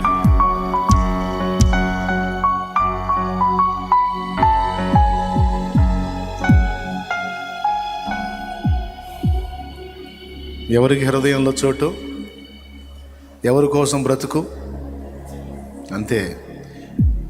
యేసుతోనే జీవితం. రైట్, రేపు 10 ప్రార్థన స్టార్ట్ అవుద్ది కనుక ఫాస్టింగ్స్ రెడీ. మనం మళ్ళీ ఒక్కసారి దేవుని ముందు అన్ని విషయాలు సరిచూసుకుందాం. తిరిగి దేవునితో సంబంధాన్ని ఏర్పరచుకొని ఇంకా లోతుగా దేవుని సేవిద్దాం. ప్రేయర్ అయిపోయిన తర్వాత ప్రేయర్ గార్డెన్లో కొంచెం వర్క్ ఉంది. నేను చెప్పిన మాట విన్నట్టుగానే ఉండి షో చేయకుండా మర్యాదగా అడగబండి. దేవునికి మహిమ. వెళ్ళి అక్కడ ఏదో పని ఉంటుంది. ఎందుకంటే ఇక రేపటి నుంచి చక్కగా మనం ప్రార్థనలు అక్కడ గడపడానికి అవకాశం ఉంది. 7 రోజులు పండగ 7 రోజులు ఫాస్టింగ్స్ ఉంటాయి. మీ ఓపిక. నేను 3 దాకా ఉండి తింటానన్నా తిను, నేను మధ్యాహ్నం కూటం అవగానే తింటానన్నా తిను, నేను నైట్కి తింటానన్నా నీ ఓపిక తిను. నా హెల్త్ బాగలేదన్నా నేను తింటానన్నా ఏం పర్వాలా. కొంతమంది అతి నీతిమంతులు ఉంటారు. కూటం ఉపవాసాలుగా రా అన్నారు అనుకో, నేను తిన్నాలే, ఉపవాస కూటాన్ని నేను తిన్నాలే అమ్మాయి అంటారు. నువ్వు చెప్పు, తిన్నా పర్లా రా అను. దేవునికి స్తోత్రం. అర్థమైందా? అంటే నువ్వు వంక చెబుతారు అన్నమాట. ఉపవాస కూటానికి తినేందుకు అంటారు. నీతి ఏం పర్వాలా, బాగాలేకపోతే తిను, చేయగలిగింది లేదు. ఆరోగ్యం బాగున్నాళ్ళు ఫాస్టింగ్ ఉంటారు. నీ ఓపిక 3 days ఉండొచ్చు, అలాగే 1 day ఉండొచ్చు, లేదా మీకు అనుకూలత. మధ్యాహ్నం 3 గంటల డైలీ 7 రోజులు అలా కొనసాగించవచ్చు. మొదటి కూటం అయిన తర్వాత తినే పద్ధతి పెట్టుకోవచ్చు, మీకు హెల్త్ అనుకూలతను బట్టి. కానీ ఒకటి, దేవునితో కొద్దిగా నేను దేవునితో వ్యవహరించే విషయంలో కొంచెం డౌన్ అయ్యాను. తిరిగి సరి చేసుకోవాలి అని నీ తీవ్రతను బట్టి, నీకున్న ప్రాబ్లమ్స్ని బట్టి, నీకున్న ఆత్మీయ జీవితంలో ఆ బలహీనతలను బట్టి నువ్వే డిసైడ్ చేసుకో ఎప్పుడు తినాలో ఎప్పుడు తినొద్దు. కానీ ఉంది, లైవ్ ఉంది, స్తోత్రం. ఉంది, లైవ్ ఉంది. వందనాలు. కాబట్టి ఫాస్టింగ్ ఎలా డిసైడ్ చేసుకుంటావు మీరు? మళ్ళా ఓపిక లేకుండా ఉపవాసం ఉండి అడ్డం పడి ఏమైంది నీకు, ఎవరు నీకు అది చేశారంటే చాలేమన్నా అన్నావు అనుకో, మర్యాద ఉండదు. దేవునికి స్తోత్రం. నీ ఓపిక కొద్దీ నువ్వు ఉండు, ఓపిక లేకపోతే తిను. నాకున్న ఓపిక కొద్దీ నేను ఉంటా. ఏంటి, ఇదంతా మీరు ఓన్గా డిజైన్ చేసుకోండి. అయితే పొద్దున్న 10ంటికి ప్రేయర్, సాయంత్రం 6:30కి ప్రేయర్. లైవ్ కూడా ఉంటుంది. లైవ్ ఉంటుంది. అట్టయితే ఇంటికాడ కూర్చొని చూస్తాలే అన్నమాకు. ఇంటికాడ కూర్చోడానికి కాదు, సమాజంగా కూడి కలిసి ప్రార్థన చేయడానికి. నానా రకాల శ్రమల్లో సమస్యల్లో నలుగుతూ ఉన్న మీ పరిష్కారం కోసం కూడా ప్రార్థన చేద్దాం. పొలాలు వేసిన రైతులు అన్నిటి ఆరంభంలో ఉన్నారు. ఆ ఆరంభాలన్నీ శుభప్రదమై దీవెనకరం అవ్వాలని చేద్దాం అన్ని సంగతుల కోసం. ఏమంటారు? ప్రస్తుతానికి వదిలిపెట్టరా బాబు అంటారా? అసలు మన టైం ఇంకా గాల. ఈరోజు పెందలాడు వదిలిపెడుతున్నాం. ఎందుకంటే రేపటి నుంచి కూటాలు ఉన్నాయి కాబట్టి తలలోంచి కళ్ళు మూసుకోండి. పరిశుద్ధుడు అయిన మా తండ్రి, ప్రేమ స్వరూపిక దేవా, నీకు వందనాలు. బిడ్డలందరినీ జ్ఞాపకం చేసుకోండి, దీవించండి. విన్న మాటలు వారి హృదయాల్లో స్థిరపరచండి. భార్యాభర్తల అనుబంధాన్ని గురించి మొదలుపెట్టావు ఇప్పుడు అంశం. అది చాలా పెద్ద అంశం నాయన. జస్ట్ పునాది మాత్రమే ఈ ఉపదేశంలో వేయటం జరిగింది. సంఘము ప్రభువుకి ఎలాగూ లోపడుతుందో, సంఘము నీవు ఎలాగూ ప్రేమించావో, అదేవిధంగా భార్యాభర్తలకు అదొక మాదిరిగా చూపించావు. ఆ తర్వాత ఇక మేము నీ ఎదుట మా ప్రభువుగా, మా యజమానుడవుగా, మా భర్తవుగా నీ ఎదుట మేము ఎలా జీవించాలో ఆ తర్వాతి పాఠాల్లో ఉంది. అయితే రాబోతున్న ఉపవాసాల్లో మేము అది మాట్లాడుకోవడానికి కృపనివ్వండి. ఈ అంశమంతా సంపూర్తిగా మాకు నేర్పించండి. బిడ్డల్ని, చిన్నల్ని, పెద్దల్ని, వృద్ధుల్ని, స్త్రీలని, పురుషుల్ని, యవనుల్ని పేరు పేరున దీవించండి. ప్రకటన విని అనేక మంది మంచి రక్షణ తీర్మానానికి వచ్చారు. కొంతమంది బాప్తిస్మానికి ముందుకు వచ్చారు. కొంతమంది నాయన మరి వారి తీర్మానాన్ని, వారి సిద్ధపాటుని వ్యక్తపరుస్తూ ఉన్నారు. వారందరినీ కూడా దీవించి ఎత్తిన ప్రతి హస్తమును రక్షణలోనికి నడిపించు. అయితే చాలామంది చెయ్యి ఎత్తటమే కాదు, ముందుకు వచ్చి రక్షణకు తీర్మానించుకున్నారు, రక్షణ పొందుతున్నారు కూడా. వారిని నిత్య జీవ వారసులుగా చేయండి. వారిని నీ రక్తంతో కడిగి శుద్ధీకరించి నూతన సృష్టిగా చేయండి. పాతవి గతించను, ఇదిగో సమస్తమును క్రొత్త వాయులు అన్నట్లుగా చేయి ప్రభు. బిడ్డల్ని జ్ఞాపకం చేసుకో. వారు పరిశుద్ధాత్మను పొందినట్లు అభిషేకించు. ఆత్మతో ఇక్కడున్న బిడ్డలు నానావిధ బాధల్లో, శ్రమల్లో, శోధనలో, రోగాల్లో ఉన్న బిడ్డలకు స్వస్థత చేకూర్చు ప్రభా. నీకు ఇష్టమైతే, చిత్తమైతే భోజనానంతరం మేమందరం కలిసి మరి అక్కడ ప్రేయర్ గార్డెన్లో ఉన్న వర్క్ అంతా కంప్లీట్ చేయడానికి వెళ్ళుచుండగా మార్గమందు మాకు తోడై పనులన్నీ కూడా మేము నెరవేర్చని కృపనివ్వమని. స్తుతి, మహిమ, ఘనత మీకే చెల్లిస్తూ బిడ్డల విశ్వాసంతో తెచ్చిన నూనె నీ శక్తితో నింపు. అది వినియోగించి ప్రార్థించడం ద్వారా స్వస్థత చేకూర్చు. నాకు సహకారులుగా ఉన్న దైవ జనాంగాన్ని, పరిచారక గణాన్ని దీవించు. అందరినీ కూడా మీ చేతులకు అప్పగించు. లైవ్ ద్వారా వీక్షిస్తున్న వారు, జూమ్ ద్వారా అందుబాటులోకి వచ్చిన వారు అందరినీ కూడా నీ చేతుల్లో పెడుతూ కృపను అనుగ్రహించమని యేసు నామమున వేడుచున్నాం తండ్రి. ఆమేన్. ఆమేన్. ఆమేన్. ప్రేయర్ అయిపోయిన తర్వాత ఇంకా 2 వినండి. పరలోక ప్రార్థన చేద్దాం, ఆశీర్వాద ప్రార్థన ఉంది కదా. అయిపోయినాక కొంచెం తినండి ఆకలి అయితే. తర్వాత ఎక్కడికి, ఏదన్నా ఇంపార్టెంట్ ఉండి హడావుడి ఉంటే వెళ్ళు ఇంటికి. ఏమి లేదన్నా అవకాశం ఉందంటే మర్యాదగా అడగబా. చిన్న పని పెద్ద పని మొత్తం అయినా చేద్దాం. ఎవరికి ఏ టాలెంట్ ఉంటే ఆ తలాంతా అక్కడ వినియోగిద్దురు. కానీ ఇక రేపటి నుంచి మనం దాన్ని వాడాలా. స్తోత్రం. పరలోకమందున్న మా తండ్రి, నీ నామం పరిశుద్ధపరచబడును గాక, నీ రాజ్యం మాకు వచ్చుగాక, నీ చిత్తం పరలోకంలో నెరవేరినట్లు భూమి యందును నెరవేరును గాక, మా బ్రతుకుల్లో నెరవేరును గాక. మాకు కావలసిన అనుదిన ఆత్మీయ భౌతిక ఆహారం నేడు మాకు దయచేయండి.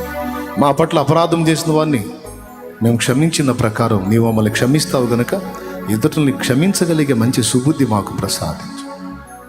మా ఎడల దోషములు చేసిన వారిని కూడా క్షమించడానికి మంచి మనసును మాకు. మమ్మల్ని శోధనలో నీకు తేవద్దు, దృష్టి నుండి, కీడు నుండి తప్పించు. ఎందుచేతనగా రాజ్యము, బలము, మహిమ, శక్తి సర్వ నిరంతరం నీవై ఉన్నవని యేసు నామములోనే అడుగుచున్నాం తండ్రి. ఆమేన్. మన తండ్రి అయిన దేవుని ప్రేమ, ఆయన ప్రియ కుమారుడు లోకరక్షకుడు మనందరి ప్రాణ ప్రియుడైన యేసయ్య శాశ్వత నిత్య కృప, పరిశుద్ధాత్మతోడి మనోహర దివ్య సహవాసం సమాధానం సమకూడిన మనకు సకల పరిశుద్ధులకు సార్వత్రిక సంఘమంతటికి, పరిచారకులకు వారి కుటుంబాలకును, సేవకులు వారి కుటుంబాలకును, సార్వత్రిక సంఘమంతటికి తండ్రి సన్నిధి మినిస్ట్రీస్ సంఘములన్నిటిని సదా తోడై నిత్యత్వంలో మనందరం చేరు పర్యంతము మనల్ని నడిపించును గాక. ప్రభు యేసు రక్తమునకే జయం, ప్రభు యేసు రక్తమునకే జయం, ప్రభు యేసు నామమునకు సంపూర్ణ విజయం కలుగును గాక. హల్లెలూయా, హల్లెలూయా, హల్లెలూయా, హల్లెలూయా, హల్లెలూయా, హల్లెలూయా. ప్రభు స్తోత్రాలు. మీ అందరికి వందనాలు. వాహనాలు ఉన్న వాళ్ళందరూ చక్కగా అటు వెళ్ళి పరిచర్య, ఏదో ఒకటి పరిచర్య, ఇటు పుల్ల అటేసైనా వెళ్ళండి. దేవునికి మహిమ అంటే ఉందిలే అక్కడ పరిచర్య. అందుకని స్త్రీలు పురుషులు రేపటి నుంచి ఉపవాసాలు స్టార్టింగ్ కనుక మర్చిపోవద్దు, అందరికీ తెలియజేయండి. 7 రోజులు 7 పగళ్ళు 6 రాత్రుల 7 పగళ్ళు 6 రాత్రులు చూద్దాం. వీలైతే 7వ రాత్రి కూడా చూద్దాం.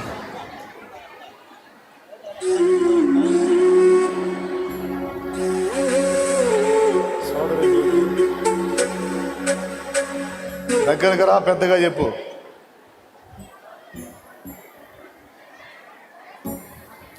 మీ అందరి కొరకు ఒకటే ప్రార్థన చేస్తాం. మీరు చాలా మంచోళ్ళు, ఇవాళ నన్ను వదిలిపెడతారు. ఎక్కడ కూటాలు? రాజాపేటలో కాదు, ఇక్కడే. వానకు అల్లాడుతాం. కూటాలు ఇక్కడ మందిరంలోనే జరుగుతాయి. పగటి కూటాలు, రాత్రి కూటాలు సన్నిధిలోనే జరుగుతాయి. ప్రేయర్ అయిపోయిన తర్వాత ఏకాంత ప్రార్థనకి ప్రేయర్ గార్డెన్కి వెళ్దాం. దేవుని చిత్తం అయితే ఏకాంత ప్రార్థన అక్కడ గడుపుతాం. ఎక్కడ? ఇక్కడ చెరువు దగ్గర ఉన్న ప్రార్థన తోటలో చూపిస్తాలే. ఇప్పుడు పోతాంగా, చూద్దాం. రాజాపేటలో కాదు కూటాలు, ఆ కూటాలు వేరయ్యి. ఓకే, అవి 4 రోజులు కూటాలు. ఇవి స్పెషల్గా ఉపవాసాలు, ఉపవాస కూటాలు సంఘాని కోసం మందిరంలోనే జరుగుతాయి. తప్పకుండా కలవండి. అందరికీ క్లియర్గా అర్థమైంది నేను చెప్పింది? ఇక్కడ, అక్కడ, అది ఇక్కడే. ఆ చివరి ఉన్న వాళ్ళకి ఇంకెవరికి నిలబడకపోతే మళ్ళా రాజాపేట పొలాల్లో తిరుగుతుంటారు పోయి రేపు మళ్ళీ.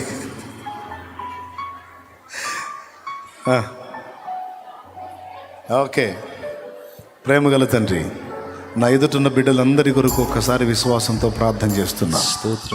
ఎవరెవరు ఏ శ్రమలో, సమస్యలో, బాధలో, వేదనలో ఉన్నారో అందరికీ పరిష్కారాన్ని ఇవ్వగల దేవుడవు నీవు. ఒక్కసారి జ్ఞాపకం చేసుకొని నీ బిడ్డలందరికీ కూడా శారీరక మానసిక వేదనలు తొలగించండి.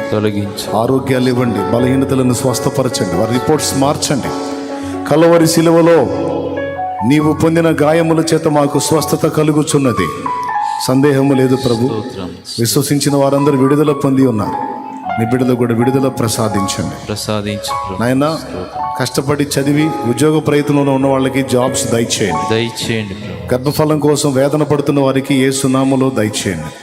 ఎదిగిన బిడ్డల వైవాహిక స్థితి కొరకు దుఃఖపడుతున్న తల్లిదండ్రుల విషయంలో జోక్యం చేసుకొని వారి పిల్లల్ని గట్టెక్కించండి. ఒక ఇంటి వారిని చేయండి. ఎవరెవరు ఇంకా ఇతరత్ర ఏ శ్రమలో ఉన్నారో, కేసుల్లో ఉన్న వాళ్ళకి పరిష్కారం ఇవ్వండి. అప్పుల్లో ఉన్న వాళ్ళకి విడుదల ఇవ్వండి.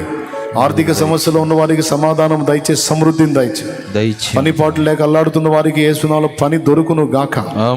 వ్యాపార అభివృద్ధి కొరకు అడుగుతున్న వారి బిజినెస్ విషయంలో తోడ్పాటు అందించండి. ఇప్పటికే జాబ్స్ లో ఉన్న వాళ్ళని పై మెట్లు ఎక్కించండి ప్రభువా. సేవలోకి వెళ్ళగోరిన వారికి సేవా జీవితంలో ముందుకు వెళ్ళడానికి సహాయం చేయండి. ప్రార్థనా పరిచర్యలు చేయడానికి పూనుకున్న వారికి ప్రార్థనా గుంపులను సిద్ధపరచడానికి భారమును, ఆసక్తిని దయచేయండి. బిడ్డలందరినీ మీ చేతులకు అప్పగిస్తూ, పసిబిడ్డలకు కూడా బలహీనతలుంటే స్వస్థపరచండి. వాతావరణంలో కలిగిన మార్పులను బట్టి, శరీరంలో సహజంగా కనపడుతున్న దగ్గు, జలుబు, జ్వరం మొదలైన లక్షణాలను బట్టి భయపడక, భీతి చెందక బిడ్డలందరూ స్వస్థత పొంది ఆరోగ్యవంతులై నీ సన్నిధిని కళకళలాట్టుకు సహాయం వచ్చేది. సహాయం యేసు నామములో తిరిగి వెళ్ళనై ఉండగా మార్గమందు తోడై ఉండి బిడ్డలందరినీ క్షేమంగా గృహాలకు చేర్చమని యేసు నామమున వేడుచున్నాం తండ్రి. ఆమేన్. రేపటి నుంచి జరగబోతున్న 7 రోజుల ఉపవాస కూటాలు ఆశీర్వాదకరంగా జరిగించు. ఆయా ప్రాంతాల్లోంచి బిడ్డలు వస్తున్నప్పుడు నీ సన్నిధిలో ఉన్నప్పుడు తిరిగి వెళ్ళేటప్పుడు నీ కాపుదల ఇచ్చి అడుగు వాటికంటే ఊహించు వాటికంటే అత్యద్భుతంగా చేయగలవు గనుక కూటాలను ఆశీర్వాదకరంగా జరిగించమని సమస్త మహిమ మీకే చెల్లిస్తూ యేసు నామములో ప్రార్థించి విశ్వాసముతో జవాబు పొందామని నమ్మి స్తుతిస్తున్నాం తండ్రి. ఆమేన్. ప్రార్థన విన్న దేవునికి స్తోత్రం, గట్టిగా స్తోత్రం, స్తోత్రం, స్తోత్రం. జవాబు ఇచ్చిన దేవునికి స్తోత్రం, విశ్వాసమును స్తోత్రం, సిగ్గుపరచని దేవునికి, స్తోత్రం, నిరీక్షణలు సిగ్గుపరచని దేవునికి, గొప్ప కార్యాలు జరిగించగల దేవునికి, మన ప్రయత్నాలన్నీ తన చిత్తములో సఫలపరుస్తున్న దేవాది దేవునికి 7 దినాల ప్రార్థనలో ఆయన మహిమగల సన్నిధితో దిగిరాబోతున్న దేవునికి స్తోత్రం. సన్నిధిలో ఉన్న బిడ్డల్ని స్వస్థపరుస్తున్న దేవునికి దూరాన ఉండి లైవ్ ద్వారా అందుబాటులోకి వచ్చిన బిడ్డల్ని తాగుతున్న దేవునికి ఆమేన్. హల్లెలూయా, హల్లెలూయా, హల్లెలూయా, హల్లెలూయా. ప్రభు స్తోత్రాలు. మీ అందరికి వందనాలు. నేను బాప్తిస్మాలు ఇవ్వాలి కదా, బయలుదేరుతాను. చుట్టుముట్టు వాకండి, చాలా మంచి వాళ్ళు మీరు. అసలుకే సెలవు.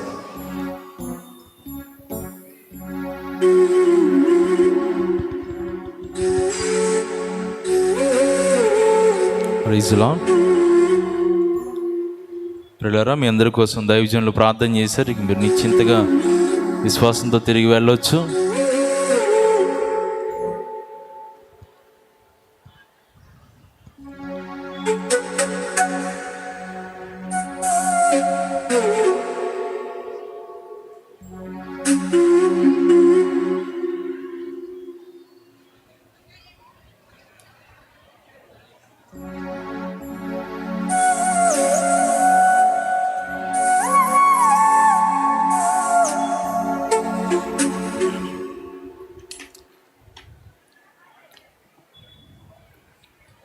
ప్రియులారా, మరి రేపటి నుంచి ప్రత్యేక ఉపవాస ప్రార్థనలు ప్రారంభించబడతాయి కనుక 25వ తారీఖు సోమవారం అంటే రేపటి నుండి ఉదయం 10 గంటలకు ప్రార్థన ప్రారంభించబడుతుంది. 31వ తారీఖు అంటే ఆదివారం మధ్యాహ్నంతో మరి ఉపవాస ప్రార్థనలు ముగుస్తాయి కనుక ఖచ్చితంగా అవకాశం ఉన్నవాళ్ళు కాదు, అవకాశం చేసుకొని సంఘ బిడ్డలంతా కలిసినట్లయితే మరి చాలా అద్భుతంగా దేవుడు జరిగించబోతూ ఉన్నాడు. అనేక మంది ప్రార్థిస్తూ ఉన్నారు ఇప్పటికీ. కాబట్టి రేపటి నుండి జరిగేటువంటి ప్రత్యేక ఉపవాస ప్రార్థనలో ప్రతి ఒక్కరు పాల్గొనండి. డిలే వస్తుంది బాగా. Praise the Lord. డిలే అర్థమవుతుందా? డిలే ఎక్కువైపోయింది, అసలు అర్థం కావట్లే మాట.